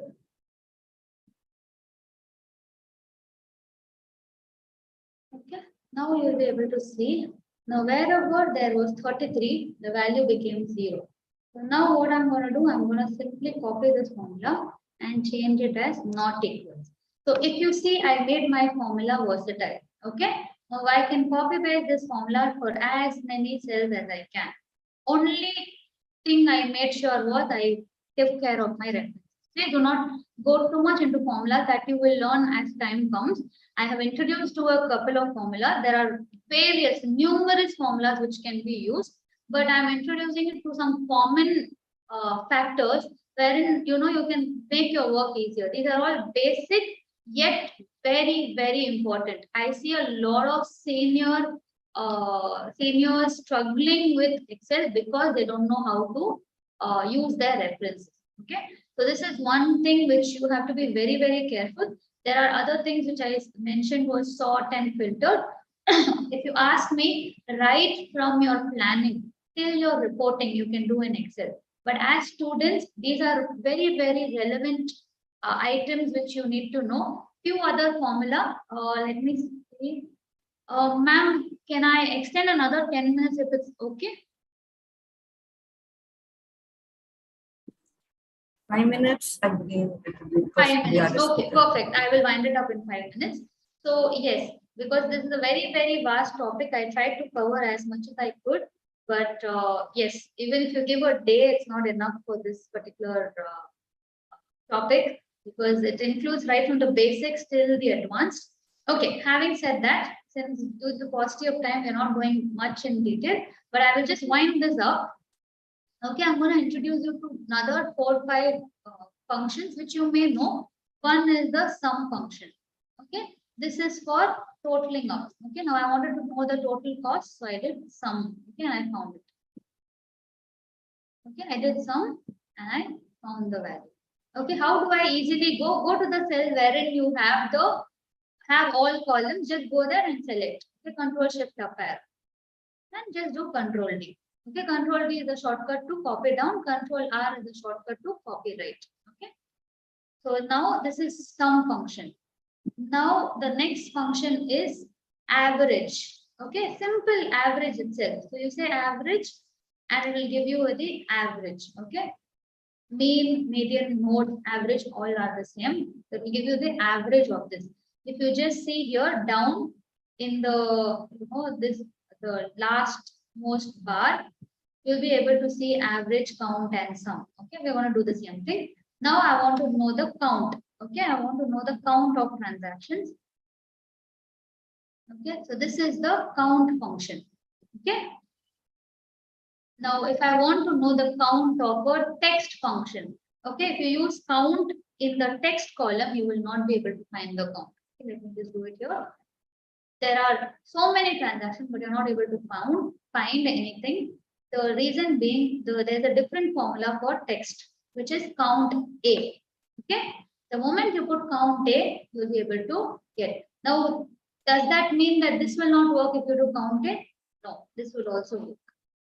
Okay, text and alphanumeric. So whenever you have the mixed jumble data, you can do these two and find out, okay, there is a text in between, by mistake, someone just pressed, these are all formulas. Okay. All right. Someone just pressed a apostrophe here or converted this to text. Now, if I do a count here, okay, if I do a count here, and a count A here. Okay, I'll do a count A here. You'll find a difference because this particular line item has been converted to text. Okay, in that I showed you a shortcut key to revive it. This is one way, or just say into one in another one. Okay, this is the easiest way to convert a text to a number. There are various other ways, and if we have time, we can definitely discuss all of that. But these are certain shortcuts which you need to know. And one more function which I just introduced you was if. Please play around with if. You can create a nest of functions with this if. Okay, that's why I was very keen on introducing this particular function. You can always use the help of the function dialog box. Okay. Now, due to the paucity of time, I will not be able to teach you any other functions, but all these functions are available in, you can learn them. And yes, all these are absolutely available in Google. You just need to know where and what to learn. Now, only one thing which I have not discussed so far, and no one asked me also, was, how was I quickly, moving between all of these ranges and going quickly, and quickly I went to the end of the range. Now, control end. Okay, control end is the place where your last active cell is. Okay, so this is the column we have used, and this is the row we have used. Okay, if you can see, this is the row we have used. This is the control end key which goes to the last active range. Okay, the moment I delete this column, let's say I deleted this column, I'm saving the page. Now let's go to control end and see that is your last column. Okay, so it will keep changing if you're going to make changes to it. Now say I have added these two and I just wrote something here and I delete it. Okay, now I'll go home, I save the page. Now I'll put control end. Just because I use this cell, does not necessarily mean that you need to have some data. It's about whether or not you have used that cell. Okay, the moment you have used that row or column, that row, that column, the cell which joins both of them will become the last active cell. Similarly, control home is to go home. Now, last feature which I want to show, okay, this is the last feature, which is the freeze pane feature. Okay, now this is where it is found in the view tab. Okay, freeze panes. Okay, you have options: freeze top row, freeze top first column. Okay, now for example, if you're here and you want to freeze the top row, it will freeze the top visible column. Okay, and the first visible column. I'm going to say freeze top row. So wherever you are, from there it will freeze the top column. Okay, this is about column and row. Now I will show you what is freeze pane. Okay, I'm going fast. Please mind, bear with my speed. So this particular freeze pane is wherever you want to freeze. Now I want to see till the name. Okay, so I'm going to just keep it. Now I want to see this column and I want to see this. Okay, these two things I want to see. Okay, I want to see this this row also and this column also. So whatever joins it, okay, just below that you keep your freeze, your cursor, select that cell and say freeze pane. Now if you see, wherever you move this column and this row, no matter where you move, okay, going to the last, okay, last cell of Excel itself, okay, of the sheet itself, and still I'll be able to see this particular up to G, and similarly this particular row. This is about freeze panes. With this, I end up my session. Any questions can be definitely, I'm open to answer. Yes, ma'am, you can take over. Thanks a lot, ma'am. It was very informative actually, because for all the members, it was most like a brush up, and for students, it would have been much an easier job, because most of our job is by converting from text again into an Excel. So how do you convert all those text into a number so that it can be used for formulas? So it was very much informative, ma'am. I know, like even if you give a day, this Excel usage of Excel will not be sufficient, but within the limited span of time, you covered almost the maximum, which are more important for the students, right? And which they are using it for the day-to-day life. Thanks a lot, ma'am. And I now request Kirtivasan to give an introduction for our next speaker, Mr. Ramkumar. Thank you. Thank you.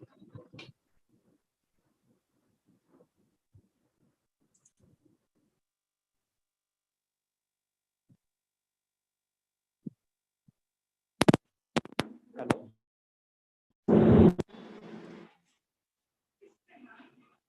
Good evening, everyone presented for the workshop.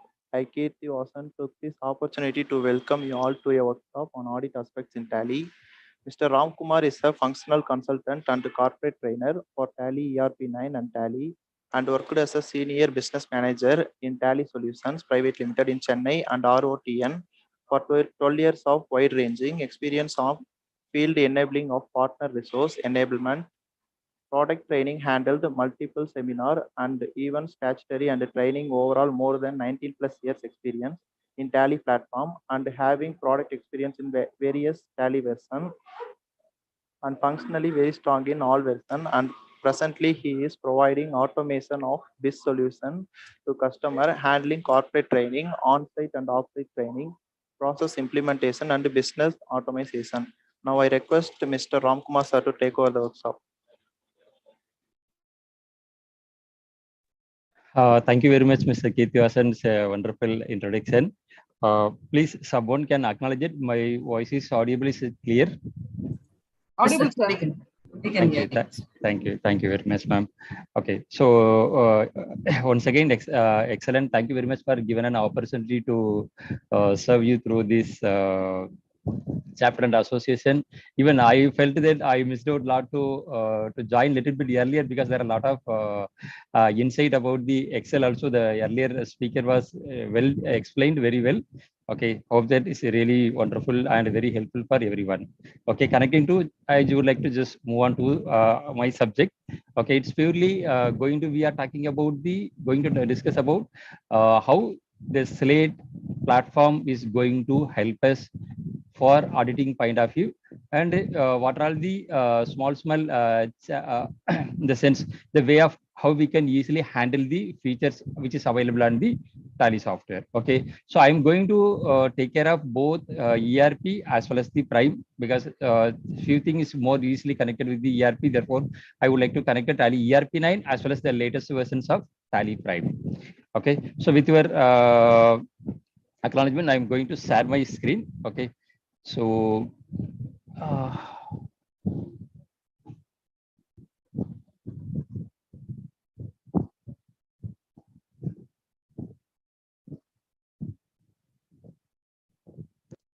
I think my screen is visible for you.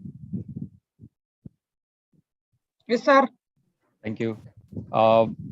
So more or less, because our this presentation morely is connected to the product, therefore I don't want to run much on the PPT. Okay, I would like to directly connect it with the Tally application so that we can have the live experience how this application is going to help during the auditing point of view, right? So with your permission, just I would like to go for the product directly, right?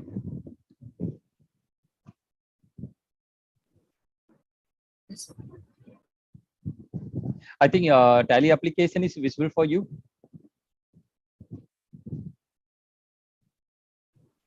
No, so the application is not visible, only the. Not visible, huh? 1 minute, ma'am.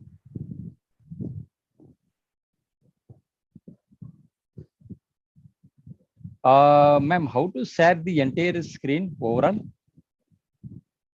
I think if I'm going to share my, okay, 1 minute. Now it's visible, ma'am. I think so. Yeah. It's thank you very much. Okay. So I have opened the Tally Prime. Hopefully, recent past you had experience in Tally Prime. Okay, earlier we were using it Tally ERP. So recent part there are a lot of enhancements, developments happened in the Prime. Tally has launched this Tally Prime more than nearly 1.5 years, right? So all the latest technologies like e-waybill, e-invoicing, everything will be available on the Tally application platform, right? Okay, now I am going to move on the auditing point of view. I am going to create one company. Okay, Tally for Audit feature.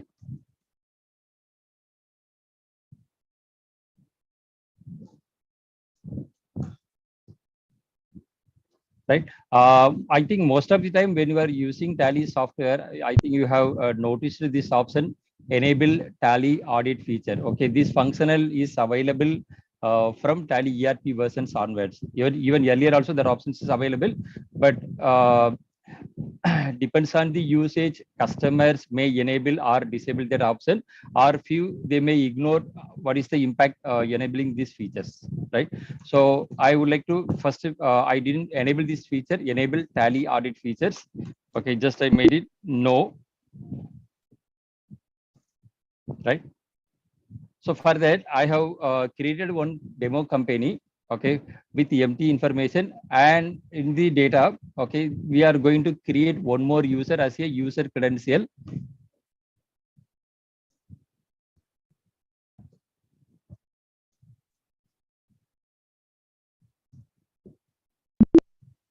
Okay, I'm going to create one user. So first I have defined, created the level in the name of user. I'm mapping that particular level to the users. Okay, now this company having two level of login credential. One is the administrator login, another one is the user level login. Generally what will happen, most of the time, even I had personal experience also on the market, as well as the during the auditing point of view, I came across, okay, these challenges also. Generally what will happen, you may take the data for the auditing point of view. After audit done by us, okay, customer may or knowingly or unknowingly they changed the vouchers. Okay, until otherwise, either customer has to tell what has to be done, or we should understand what are the transactions modified by them. It becomes the typical challenges on the real-time basis. Okay, so with help of this audit feature, we can easily understand how many transactions or which are the transactions modified by whom or when. So we can easily analyze this feature, enabling that Tally Audit features. Okay. Now I have logged in. I'm going to log in as a user. Okay. For example, Ram, this is a user, one of the user. Okay. I'm going to create one ledger, create ledger. For example, conveyance allowance. Okay. Expenses indirect. Vouchers, cash, conveyance allowance, 120 rupees. There may be chances in a single organization, there are one or two users also working in the application, or only one user also may chances are there to working in the application, right? So it depends nature of the situation. We can take a call. That's not the problem. So for example, for testing purpose, I have created two vouchers. Okay, later what happened after I'm just took one example for the expenses, consider as even like purchase, all our sales or banking transactions also, irrespective of any transaction. Okay, the transactions entered by whom? Entered by the user. For example, now we are standing on the August month. Okay, so your resource are we are traveling to the client place, or we are taking the auditing or GST filing return for the customers. Okay, so what will be happen after filing of the return? So we should ensure that transactions should not modify. Otherwise, what will happen? Whatever we have declared in the GSTR1, the value may going to change as per the books of accounts, right? So there, what we can do. So assume that I visited to the client. I visited to the client place. I am sitting at client place. Okay, now I am vouching the transactions. After vouching the transactions, what I can do? I can log in as a admin level. Okay, I can go to display statement of accounts report. There I did not find any options called Tally Audit. Okay, so first I have to enable this feature in the company creation level screen. I hope that you are a little bit very familiar on the Tally. Therefore, I quickly jumping on the screen, or otherwise, please let me know. I will move on step by step where we are going to modify. Take for example, in the front end screen, gateway of Tally, go to company. Okay, go to alter. Okay, so we can enable Tally Audit features,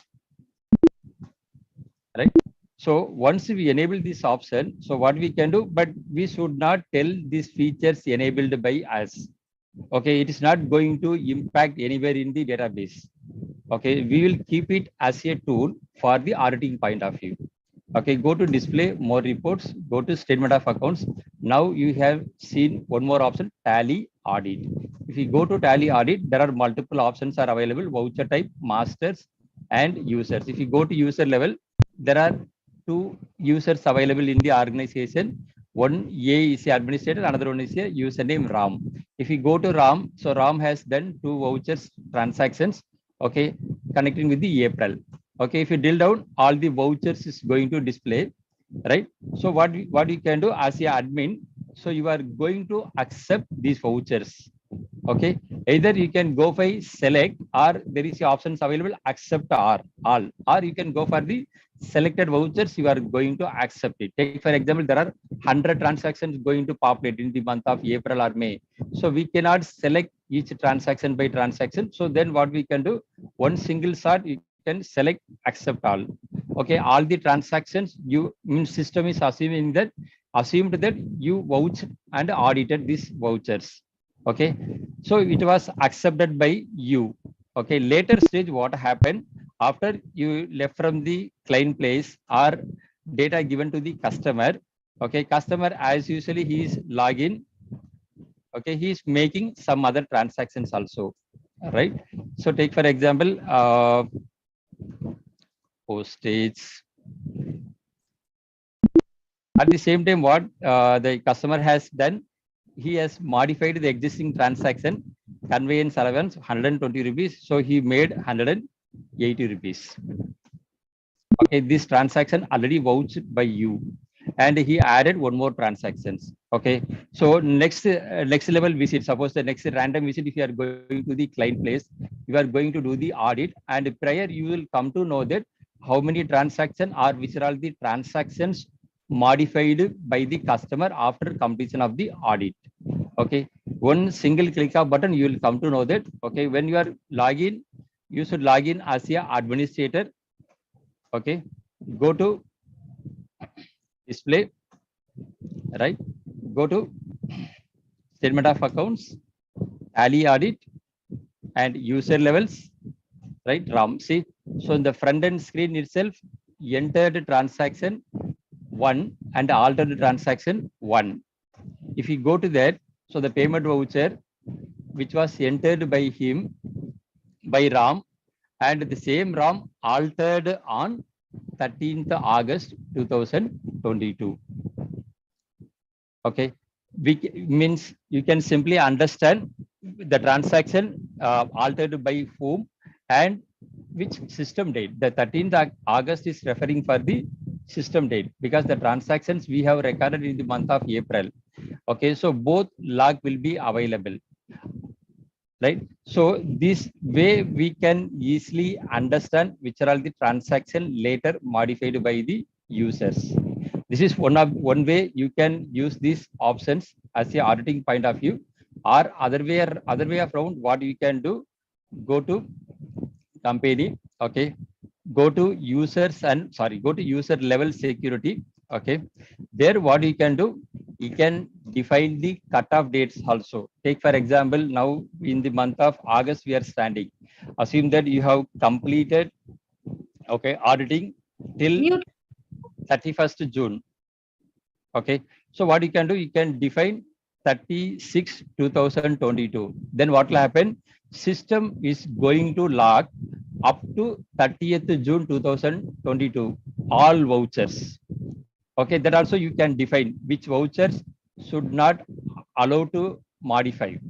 Okay, if you are going to define common, it's going to allow, I mean, restrict for the all the vouchers, or you can define the provisions, disallow the following facilities, which are all the voucher type you would like to have the control. Take for example, voucher type is nothing but on Tally, when you are going to creation of vouchers, okay, the right hand side button available, F4 contra, F5 payment, F6 receipt. Okay, then in terms of Tally, we are calling as a voucher type. Okay, then you can define which are all the voucher type customer should not modify or user should not modify. So that level you can define that options also with the help of disallow the following facilities. Or suppose if you are not going to define this option, then system will consider up to 30th June 2022, the database going to log.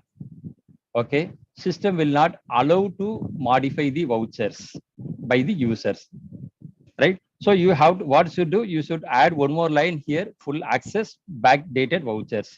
These two configuration you should map it on the database, then the system will not allow to modify the voucher prior 30th June.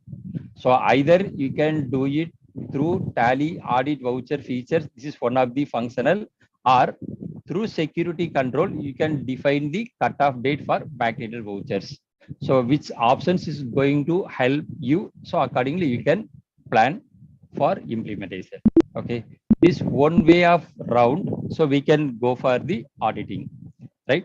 So other way of round, what we can do, there will be one more options available, edit log features, which is recently implemented from Tally Prime software, right? So this edit log features is completely system going to have the complete control, right?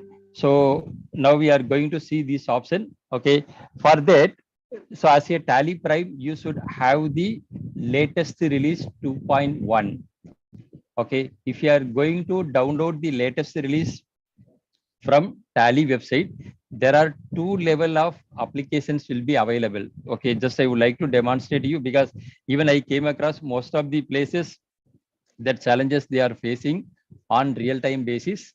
Okay, if you open Tally Solutions website, if you go to download, okay, there are two options available, Tally Prime 2.1 download. In the bottom of it, there will be one more option available, Tally Prime Edit Log 2.1.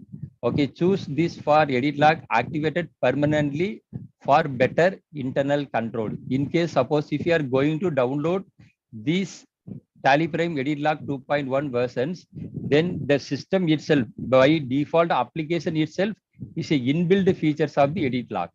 Okay, in case if you are going to download the bigger icon 2.1 release, okay, it will be the optional, means how we are enabling, yes or no, enabling, disabling feature, such a way we can enable, disable for the edit log features also.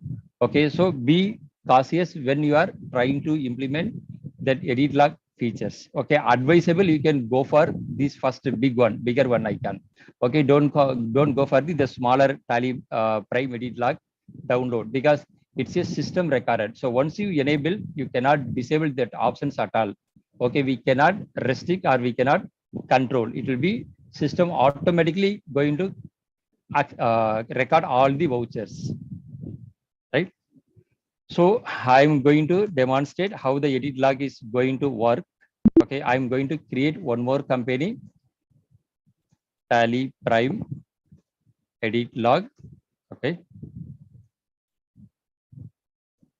Chennai State, Tamil Nadu. Okay, so in that screen, there is the options available on F12 features. By default, these options will not enable edit log. Okay, so you should go to F12. Okay, there is an options available, set edit log applicability. If you are going to enable this option, then this line going to add. So once you are going to enable this option, right, system going to take care of the complete control. Username is A. So these additional options also available. In case if you would like to implement this also, you can do it. Otherwise, just you can ignore these features. Okay. So now what we have done, so we have done the enable the edit log features, right? I am going to create ledger master. Okay, take for example, conveyance allowance. Okay, traveling expenses and GST sales.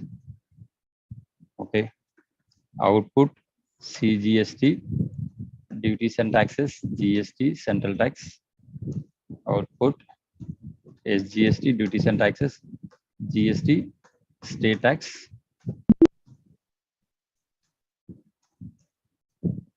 Then last one is rounded off, invoice rounding, normal rounding. Okay, then finally I need create one customer master. Okay, customer A data under sundry debtors. Okay, so now I have created the masters. Okay, I'm going to record the transactions as conveyance allowance.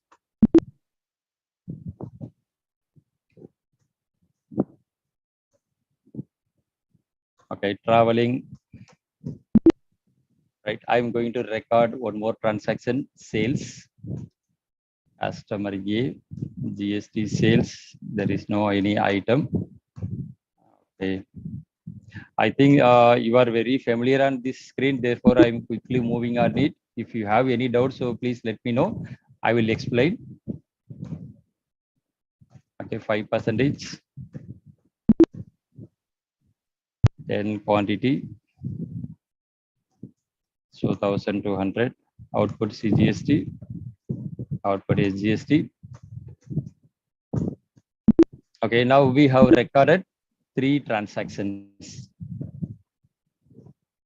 Correct? Right? So later stage, what happened? There is a typo mistake. I should supposed to enter 230 rupees. By mistakenly, I have entered 230 rupees. The same way, sales transactions. So the transaction is not the 10 numbers, it's a 12 numbers. Okay, I'm going to modify the vouchers. And one more thing. So what I am going to do, so the ledger master, I have created traveling expense EXP. I'm going to change the traveling expenses. Okay, these are all the modification done by me. Okay, so as a system, it will easily identify. So what are all the transactions modified, which are all the ledger master modified by the users. Okay, system going to track entire history. Okay, if you go to display, okay, go to daybook, right? There are one options or other way of round, anywhere, any place you are on the Tally Prime.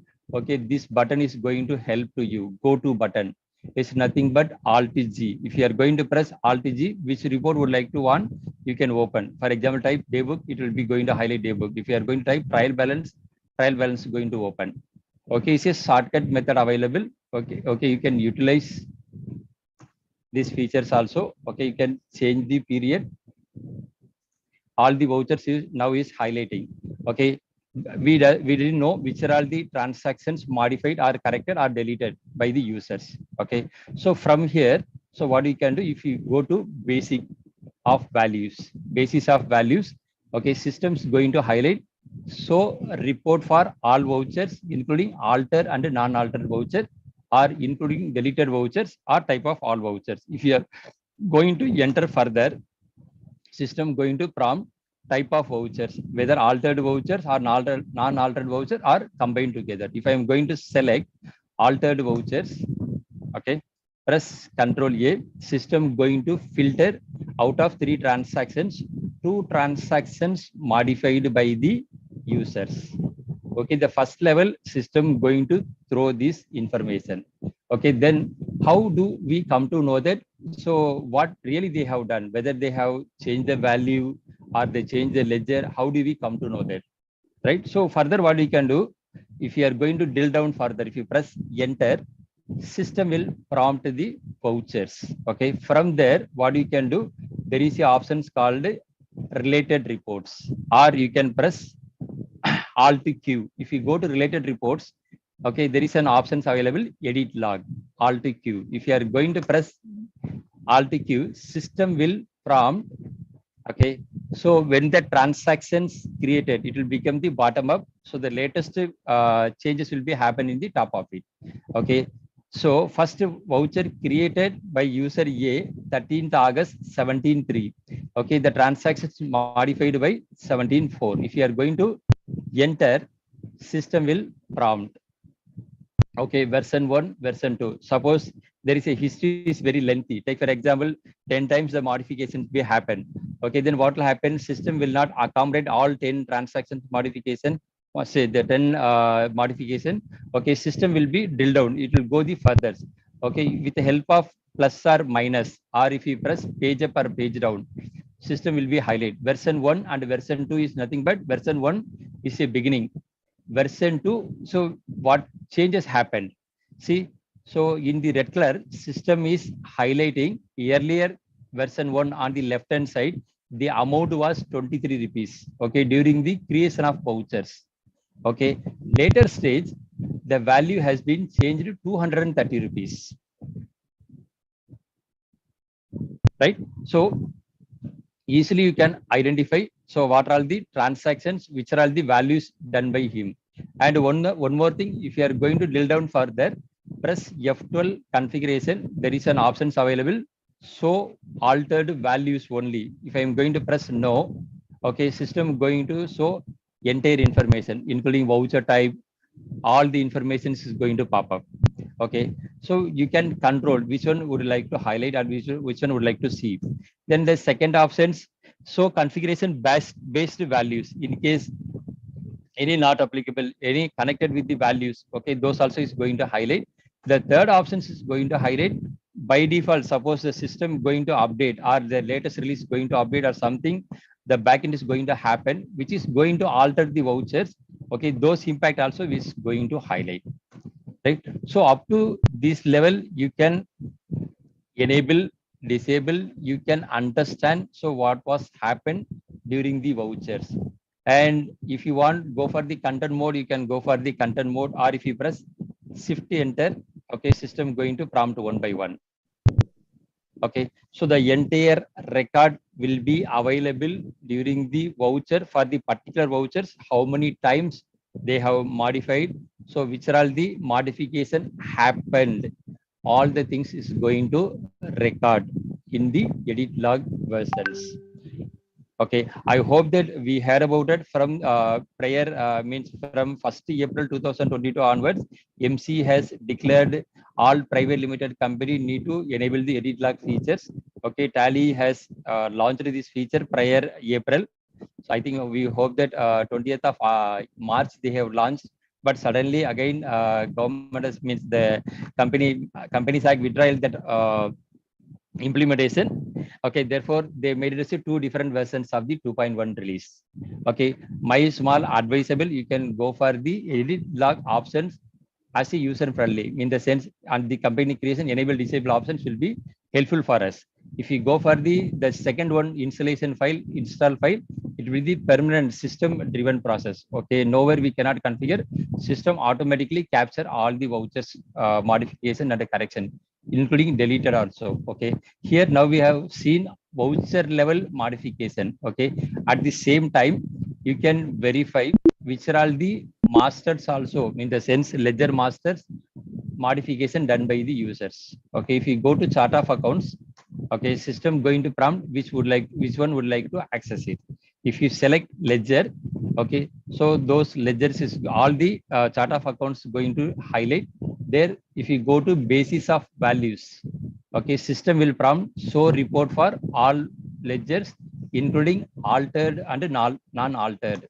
So you can select only altered ledgers. Okay, if you are going to enter, and including deleted ledgers also. Okay, both the places that are options available. Suppose the ledger has been deleted by the customer, that also going to track. Okay, press Control A. Okay, this ledger name I think modified by me purposely. If you are going to enter further, okay, system will move on to the ledger alteration screen. Okay, from there, if you go to related reports, okay, if you go to edit log, okay, so created by user A 5 o'clock to 5.2, okay, modified by 5.4. Okay, if you are going to enter, system will be highlight what was the modification. Okay, so earlier it was traveling exp, later the name changed traveling expenses. Okay, so such a way you can identify ledger master modification, item master modification, in the sense item name, and accounting group modification. All three levels you can have the complete tracking controlling mechanism for the modifications. Okay, we can easily analyze and understand. And apart from one more query, what will happen? These edit log features will be applicable for all users. Okay, irrespective of. Suddenly, customer, or we may think about that unnecessarily we don't want to highlight these features to the customer. So, okay, customer may or may not going to accept it. Then what we can do? You can control it through the security control options. Okay, so what you can do? You can create one more login credential. Okay, before what you can do? You can go for the create user level. Okay, type user. It's a name. It's a labeling name only. However you want, you can define your name accordingly. Okay, so select use basic facilities as your owner. Okay, come to there. So which are all the options you are going to disable for the customer? Okay, you can disable, take for example, don't want to allow to see the profit and loss account, don't want to allow to control balance sheet. Okay, such a way what you can do, you can define display vouchers. Okay, so then what will happen? So this display vouchers, if I am going to control, edit log will not be visible for the user level. Okay, so I have created one level in the name of user. Okay, this level I'm going to apply for user level. Okay, I'm going to create one more user in the name of Kumar. Okay, Kumar. Right. So now this company having two login credential.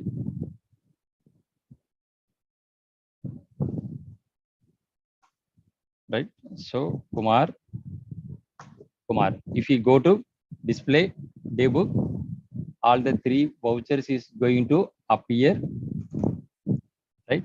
If you going to apply basis of values, only altered vouchers. Okay. If I am going to enter further, if you go to related reports, press Alt Q. Okay, user going to enter, system will not allow to see the modification further. No access allowed. As a user will come to know that modification happened, but what are the modification happened, they unable to see it through the security systems. Okay, these fundamental powerful features also available. You can take a call which one is going to help or suitable to you. Accordingly, you can implement it for the auditing point of view, right? And one more major feature is also available. It's not the feature, it's going to help to you a lot. How in the Excel we have applied formula to make it our life easier, such a way. Okay, these features also going to help a lot. Okay, take for example, tally for GST.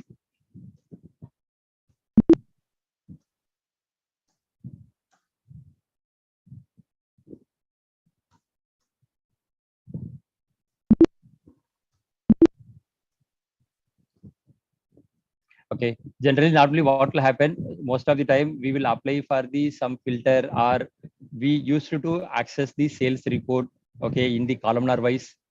Okay, take for example, if you go to display accounts book, sales register, okay, open the voucher, okay, change the period.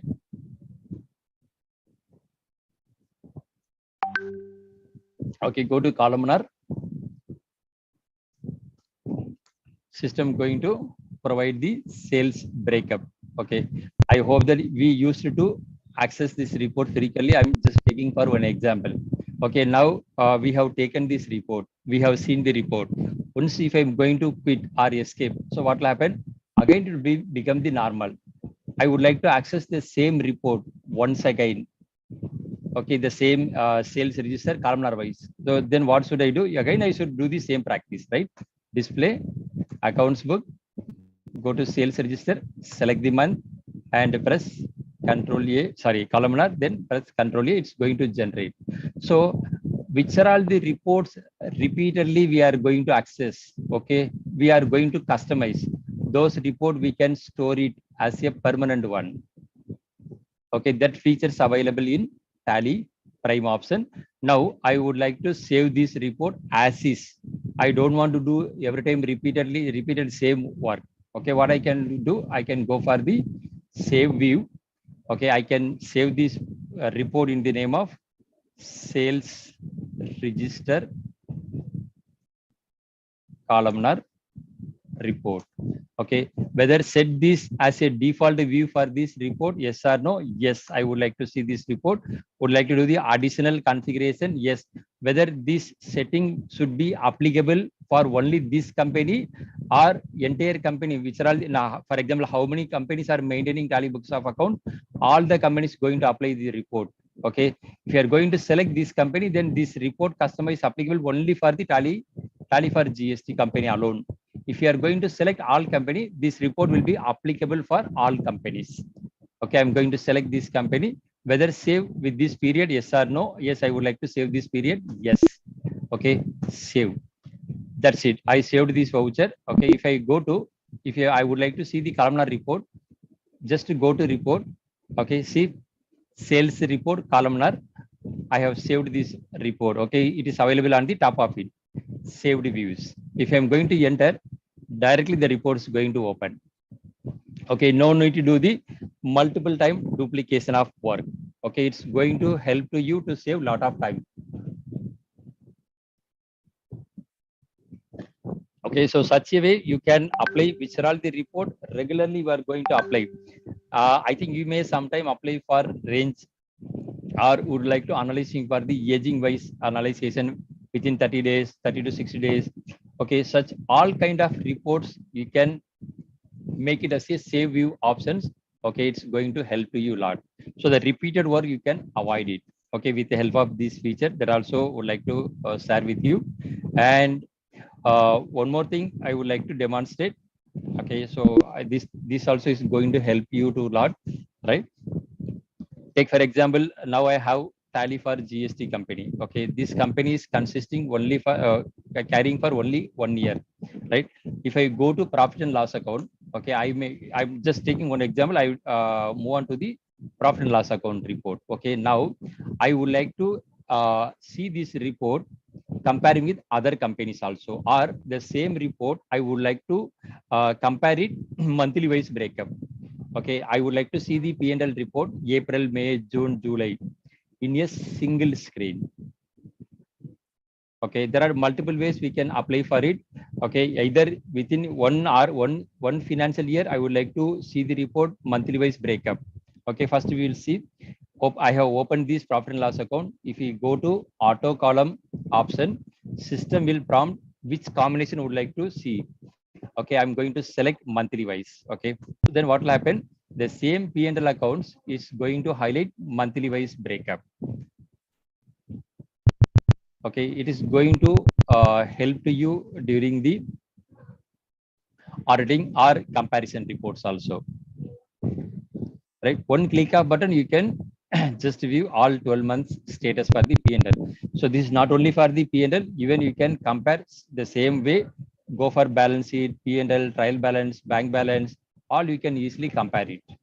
Right, the same way if you go to balance sheet, go to auto column, okay, repeat using, take for example, quarterly wise. If I'm going to view quarterly wise, then 30th June, what is the status? 30th September, what is the status? 31st December and 31st March. Okay, depends on our requirements. You can just do it. Even the same report would like to save view, you can customize your reports also.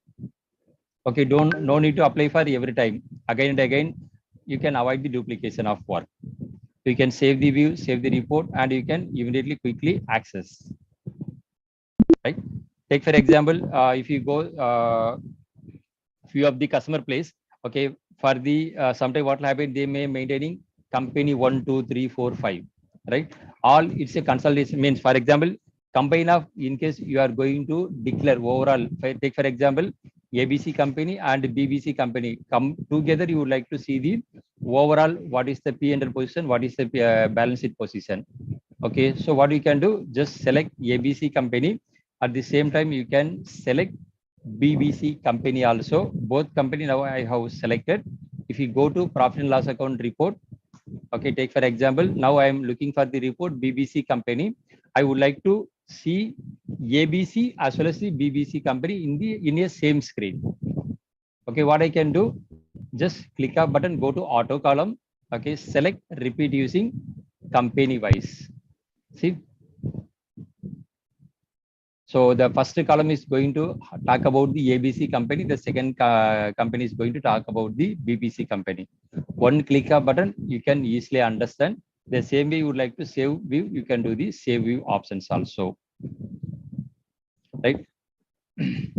So depends based on your requirements, you can apply, or you would like to consolidate both company as a single company also is possible. Okay, you can go for the create company, merge two company. Okay, then the system going to provide the merge company overall balance sheet, P&L, trial balance. That's also possible. Okay, with the help of the group company creation. Right. Next, one more feature we would like to highlight. I have seen most of the places auto bank reconciliation. Okay, in the sense, generally what will happen, even these features available earlier, our Tally ERP versions also. Generally what will happen, when we are doing the bank statement, means when you are going to record the bank transaction, okay, users generally what they will do, they will have the bank statement report. With help of the report, they are going to recording the transactions. Okay, that we can easily automate it with the help of the single click of button. Okay, during the ledger creation, so what we can do, you can go for the create ledger. Okay, for example, SBI, State Bank of India, under bank accounts. Okay, so during the ledger creation, you should map bank account number, IFSC code, okay, then SWIFT code, then bank name. Okay, you can select State Bank of India, right, branch code and BRS code. There is an options available, enable auto reconciliation options. Okay, set auto bank reconciliation configuration, no. Okay, if you have the bank statement either in Excel format or CSV format, PDF format will not going to support. Okay, So it should be the readable format. So what you can do, just go to banking, go to bank reconciliation. Okay, select the bank ledger. Okay, you can go to directly import. Okay, there is an options available, bank statement. If you going to click the bank statement, okay, system going to prompt where the bank statement downloaded file is available. Okay, we should map that downloaded bank statement. Okay, as I mentioned already to you, okay, the file format should be either in Excel or in the CSV file format, or it should be the readable format. Okay, customer should not modify anything on the downloaded file. Okay, as is which they have downloaded, just you are going to map. Okay, system going to identify. Okay, you can select the file and proceed to further. All the transactions going to automatically recorded on tally books of accounts. Okay, system going to prompt transaction which is available bank statement not recorded in tally books of accounts. So such a way the system going to show each line and form transactions. Okay, so from there you can easily regularize that vouchers. Okay, press, if you press, there is a right hand side, there is a button available, create voucher. Okay, put the cursor point on the line voucher. Okay, press create voucher. System going to automatically capture the transaction date, okay, bank ledger name, amount, and narration. Okay, only we need to select whether it's a expenses or income or receipt or payment. Okay, either the four classification only we need to select. Okay, you can record the transaction on tally books of accounts rather than manually. If you are going to enter 1,000 transaction, okay, I hope that it may take minimum 3 to 4 5 hours. But if you are going to apply is auto bank reconciliation, hardly system will not take more than half an hour to 45 minutes.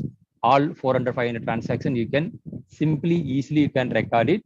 Your job will be done. Okay, such a simple manner you can get it done. In case if you have any peak period or need to complete the auditing, okay, this also going to help this tool, right? And I would like to highlight one more option, audit and complaint features. Okay, I would like to apply for tally ERP9. Okay, this is also very powerful tool and features. I hope that I don't know how many of you seen earlier this option. Okay, which is available uh, more than 5 to 7 years onwards. Okay, so now I have taken 2 years data in a single organization, national traders 11 and 12, national traders 11 and 10 and 11. Okay, I am going to select the current financial year. I have opened this company. Okay, I would like to go for the auditing. Go to audit and complaints. If you go to audit and complaints, okay, we can move on to audit analysis. If you go to audit analysis, system will prompt audit period 1/4/2011 to 31 March 2022. Okay, I'm going to select for the last year data. Now I have the comparison for last year and current year. Take for example, my current year is 11 and 12. Sorry, don't take it up mistakenly. I have that old data backup. I would like to use it for the demonstration purpose. I don't have the current financial year data. Okay, sorry, please excuse me. Okay, this is a current financial year 11 and 12. My old financial year is 10 and 11.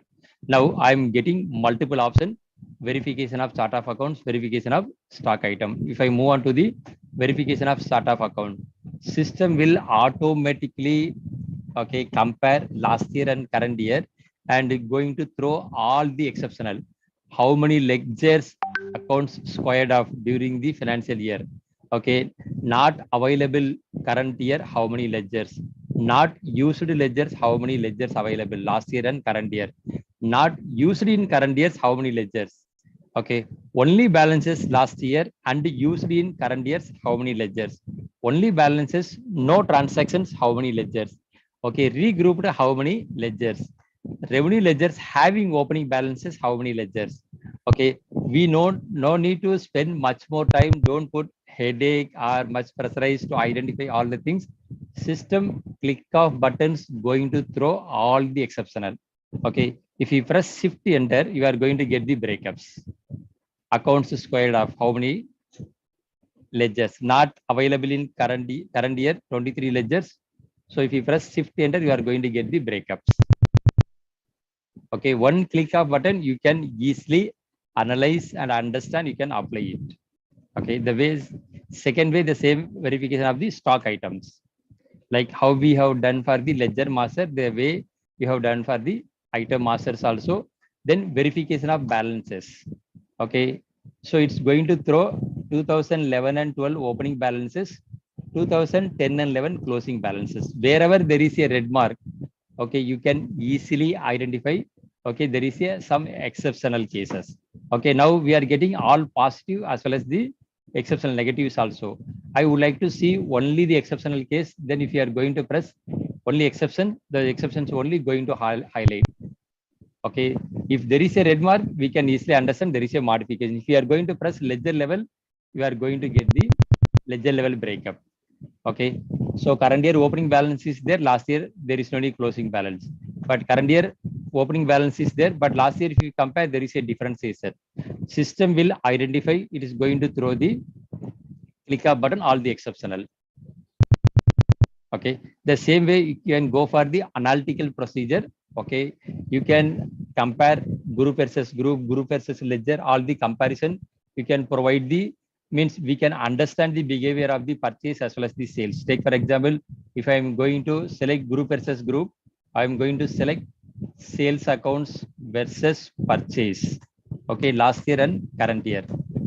Okay, click a button, system going to provide the comparison statement, sales account versus the purchase accounts, current financial year 11 and 12, what was the turnover? Okay, so last financial year, what was the turnover? Percentage is, what is the percentage wise differentiation? What is the value wise differentiation?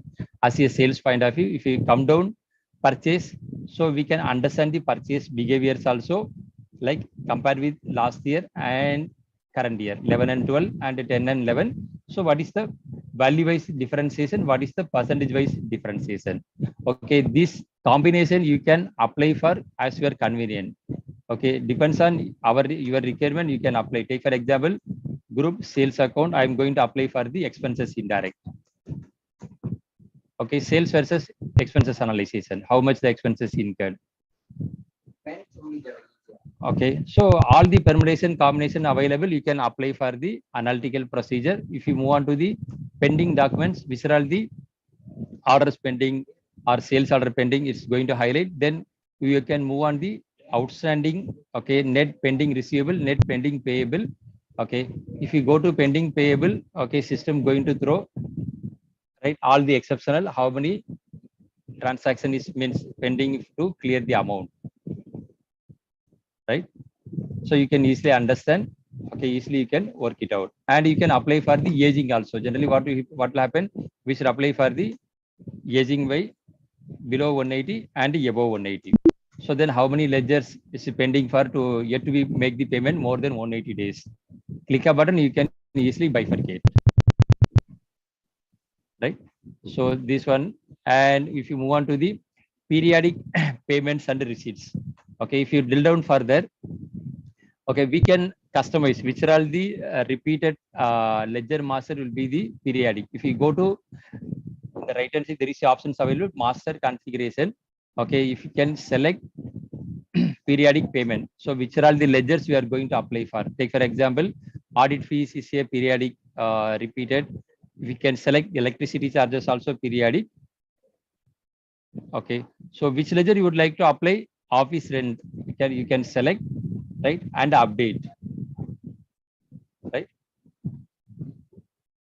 See, now this option has been selected. If you move on to the periodic, system will be captured automatically, right?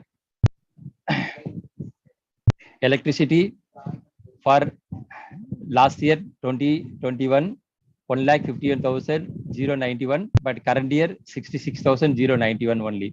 Record of transactions only 7 for current financial year, but last year was 14 transactions. There is a deviation of 7 transactions. If you go to audit fee, there is a difference. If you are going to drill down further, system going to prompt. Okay, system going to highlight.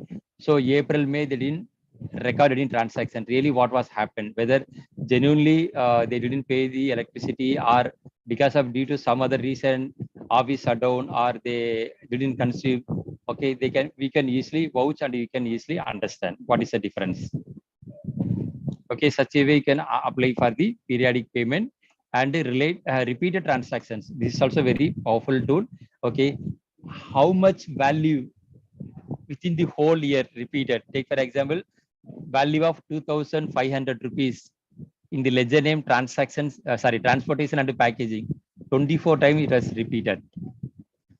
Okay, so then we may easily understand whether a customer really the recorded voucher properly or something happened in the database. Okay, you can easily understand and you can easily connect and raise the queries.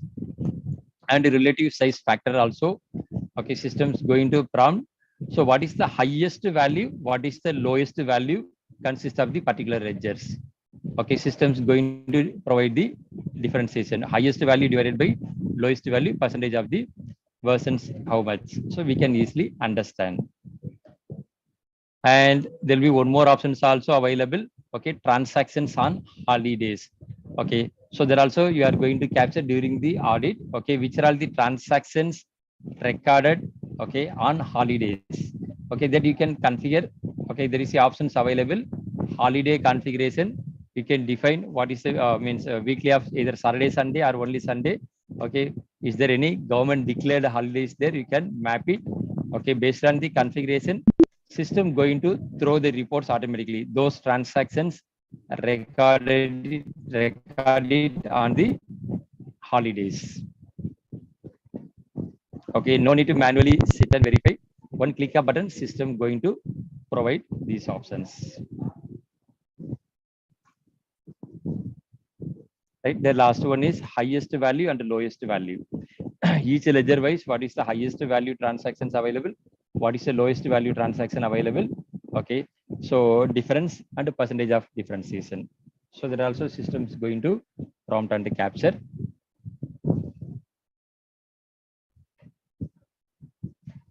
Right, the same way you can apply for the cash balance. We can see the negative wise. That also you can apply, understand easily, quickly. And one more option just would like to highlight to you.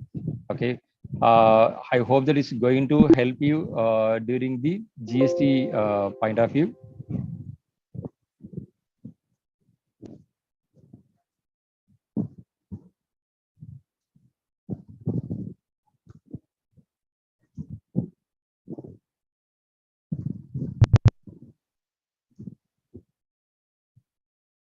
Okay, if we go to GST report, sorry, open the company display, statutory report, GST.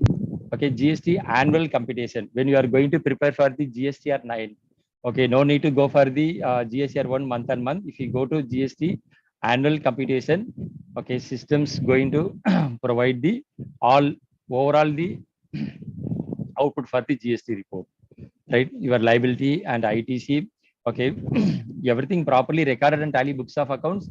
Okay, it's going to save a lot of time. Easily you can capture, or you can capture the values, and you can proceed for the cross verification on the government portal and proceed for the GSTR 9 report.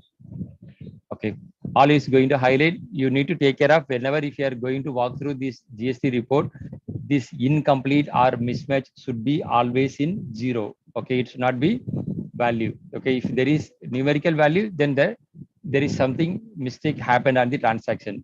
So this transaction is a exceptional case payment. Sometimes what happened, there is a tax rate different, or there is a calculation different, system going to throw the incomplete or mismatch information. So once you are going to correct, then that value also going to add the outward liability. At the same time, in case any incomplete HSN also, it's going to prompt, you can correct. So then the liability versus the HSN summary also going to match. Okay, so the overall you are going to get the what is the liability, okay, along with the table wise breakup and input tax credit, how much is available, then what is the net value. So you can easily correlate with the GSTR 9 report too. Okay, it's going to help this report also during the auditing point of view. And one more option just would like to highlight, export and import. I have seen many of the places. Okay, sometime I'm frequently getting the doubts and the queries how to merge or how to club two companies. Okay, or sometimes what will happen by practical reason, 3 months they have maintained one books of accounts, then rest of the 7 months or 9 months they have maintained some other another company. Okay, now they would like to merge both company. Okay, so there what we can do, we should export and import the transactions. Okay, so that's the only way, one way. Or another way, sometimes what will happen, generally they may ask in the field, okay, sir, I have the company, okay, I would like to export this master and keep it for the new company. So how should I do? Okay, it's a very simple process. No need to create for the new ledger master or item master separately. One single stroke you can export and just you can simply import of the masters. Okay, if you go to display list of accounts, okay, go to export, irrespective of either Prime or ERP, no issues. The same behavior will be available. Okay, export as a XML file. Okay, if we come to type of master, all the options will be available. All accounting master, all inventory master, you should select all item masters. Okay, if you are going to select all item masters, system going to consider irrespective of all the masters like cost center, cost category. Okay, so foreign currencies means forex transactions, currency details, all stock groups, unit of measures, everything going to cover. And you should enable include the dependent master also. Okay, and export closing balance as opening balance. If you want, you can make this option yes. Just you can export this option and create one new company, import that file. All the ledger masters along with the group is going to create automatically with a fraction of seconds. Okay, this is also very simple, but need to handle with carefully. So existing data, then you need to map ledger master first, then voucher type master you should match, then finally you should go for the import of the transactions. Okay, so and finally I would like to highlight one more powerful tool is available, is here add-on. Okay, that also I would like to highlight to you. The add-on called is here Slate the name. Okay, I'm just quickly demonstrate. Demo.company@slate.ac.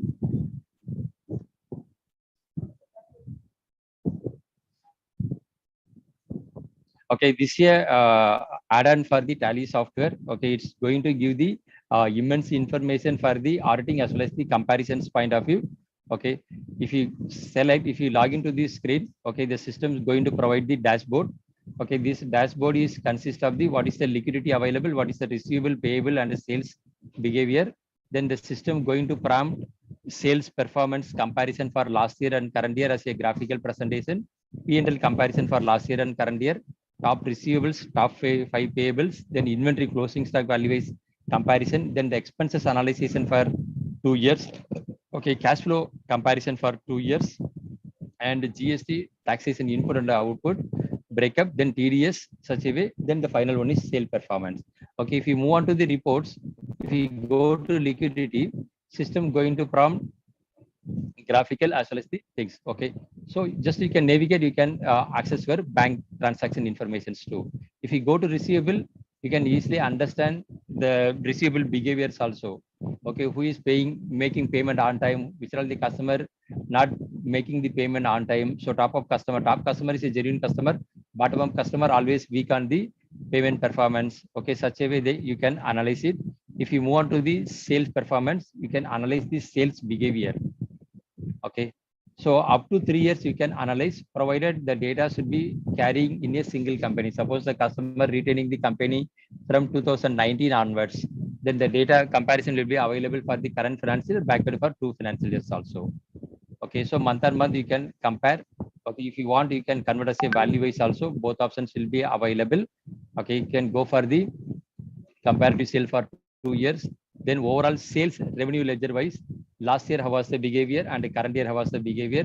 Such a way you can compare for 3 years analysis.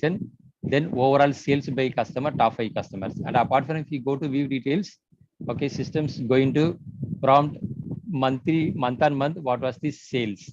Okay, easily click a button, they can analyze up to 3 years. So what was the last year behavior, 21-22, what was the sales. Okay, month on month what is the billing value, and what is the percentage of sales increase decrease month on month. compared with previous month. If you proceed further, YTD year to date, system going to provide revenue ledger wise comparison turnover. For example, 22-23. So the turnover is 53,23,000 based on the revenue ledger breakup. Suppose if you like to select the same turnover, you are going to get the customer wise breakup also. Okay. So such a combination you can analyze the same way you can analyze it for the purchase wise comparison. How we are analyzing for the sales, the same method applying for the purchase performance analysis, that also you can analyze, and you can analyze for the expenses. Okay, up to 3 years you can analyze. Okay, so which are all the vendor regularly supplying the material? What are the top 5 ledger wise expenses analysis? If you are going to drill down further, view details, you can see the expenses wise analysis overall year.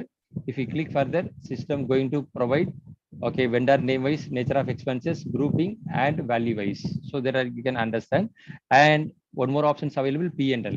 Okay, what is the P&L behavior? Means how the company is performing from 2019 to till date. So the green color going to talk about the revenue, the blue color going to talk about the expenses. And if you move on to the cumulative P&L account, system going to prompt how the business is performing compared with last year's and the current year. What is the profit and loss account trend? Business is moving on, whether the growth path is there or not, or always there is a fluctuation. So such a way you can analyze. There will be EBITDA also is available. So you can analyze. If you go to view details, okay, systems going to provide monthly wise your total revenue, total expenses, what is the net profit available, percentage of growth month compared with month on month. Okay, that also is going to provide. And if you are going to drill down further, if you go for the annual comparison up to 3 years P&L, you can analyze it.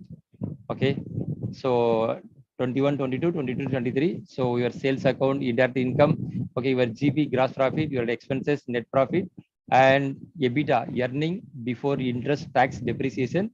So what is the impact with applying, without applying, what is the impact of the net profit? So such a level you can analyze it. And the final one is cash flow analysis. Okay, this is also going to give inside immense information. Okay, what's the fund flow happening on the organization? What's the inflow month on month, outflow month on month? What is the net cash flow effect? So you can analyze it from the cash flow from operation, cash flow from finance, cash flow from investments. Okay, so there also you can analyze. And if you go, you can do the forecasting also. Depends on the nature of transaction record tally books of account. Okay, from the last voucher date, okay, system will consider next 1 month what is the collection will be there. So what is the cash flow trend will be there. So take for example, I have selected first week. Okay, if I'm going to select third week, then my report will be 1st April to 21st April. Means the transaction recorded that last one is 31st March. Okay, 2023. So from there system is taken. So what is the opening balance? What is the cash flow inward? So what is the outflow? What is the net flow? Okay, so whether the sufficient fund is there or not, or whether funds should be arranged. So such a way they can easily analyze and understand. And if you move on to the view details, system going to provide monthly cash flow report. Okay, operation inflow and outflow, financing inflow outflow, the same way for the investments also. Okay, if you are move on to annual statement, so you can compare for current year and last year. Up to 3 years, you can analyze for the cash flow trend movement. Okay, so I think thank you. So overall, I would like to give this entire download to you, relating to the auditing as well as the analysis point of view, right? So from my end, I think I have covered all the areas or topics which I would like to deliver to you. I delivered it. So now is open forum for you. If you have any query doubts, so please raise the questions. Students can use even the chat box for queries, or you can even unmute yourself and speak.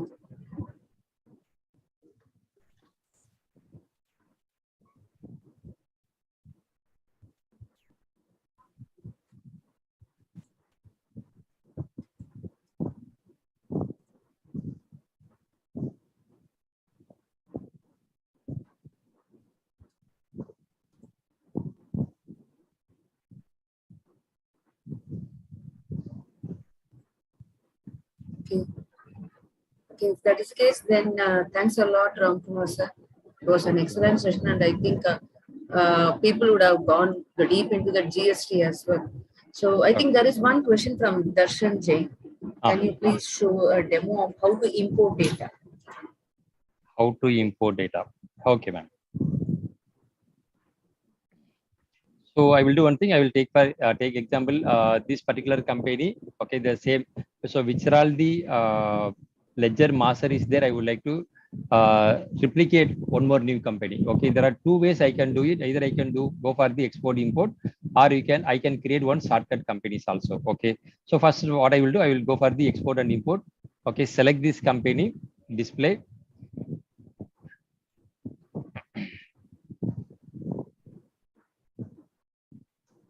Sorry, go to chart of accounts. Okay, ledger. Okay, go to export, right? Masters. So go to configuration. So all type of master ledger. Okay, so whichever we have seen in the ERP, the same screen available here. You should select all masters. Okay, then you should select include dependent master also. Press enter. Yes. Export closing balance as a opening balance. Whether I want, I can go for the make this option yes, otherwise I can make it this option no. Okay, if you move on the file format, always it should be the XML format. Okay, then I need to define the folder path which where I should retain the exporting file. Okay, I am going to keep it on the C:/tally frame. The file name is master.xml. Suppose if I would like to change, I can change it. Okay, I have setting it. I would like to export. Send. Okay, yes. All the master has been exported. Okay, now I am going to create one new company.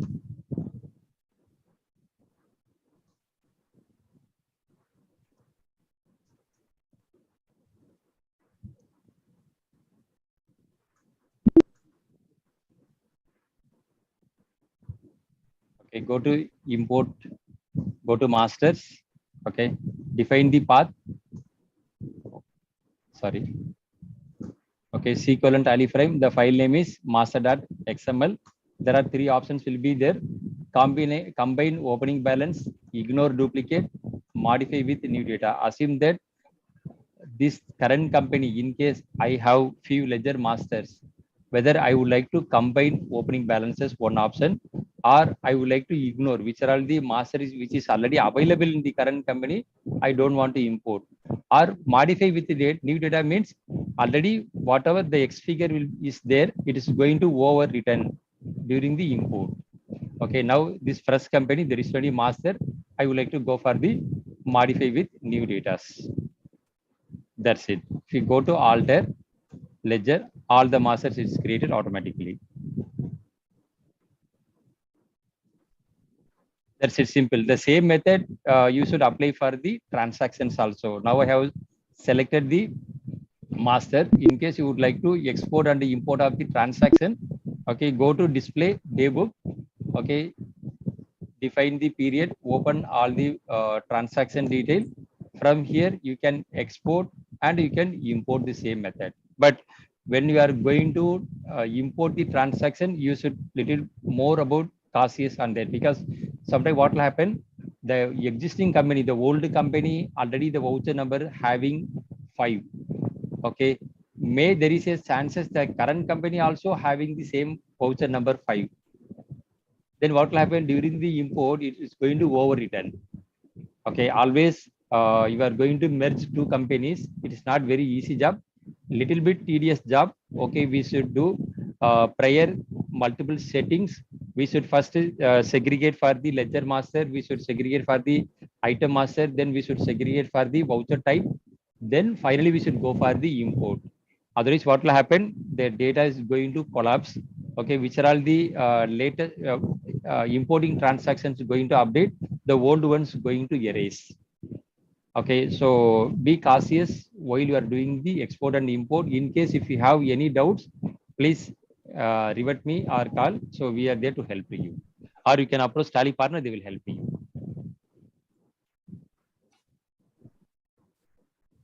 Darshan, are you clear? Do you have any more doubts?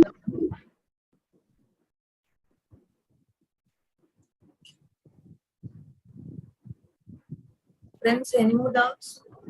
You can use the chat bot.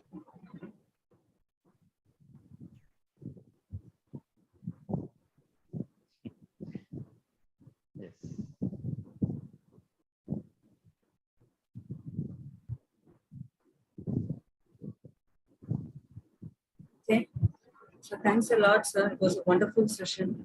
So I request Kanimuri to give a word of thanks. Thank you, ma'am.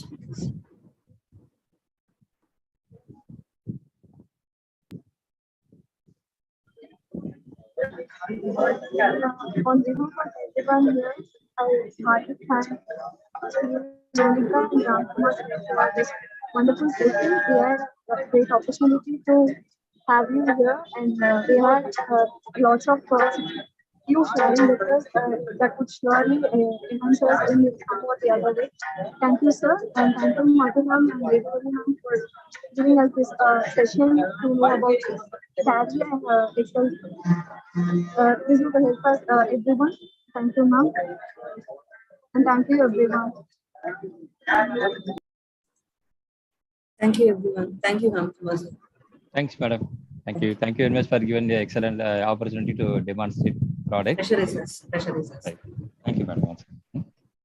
Thank you so much, sir. Thank you, ma'am.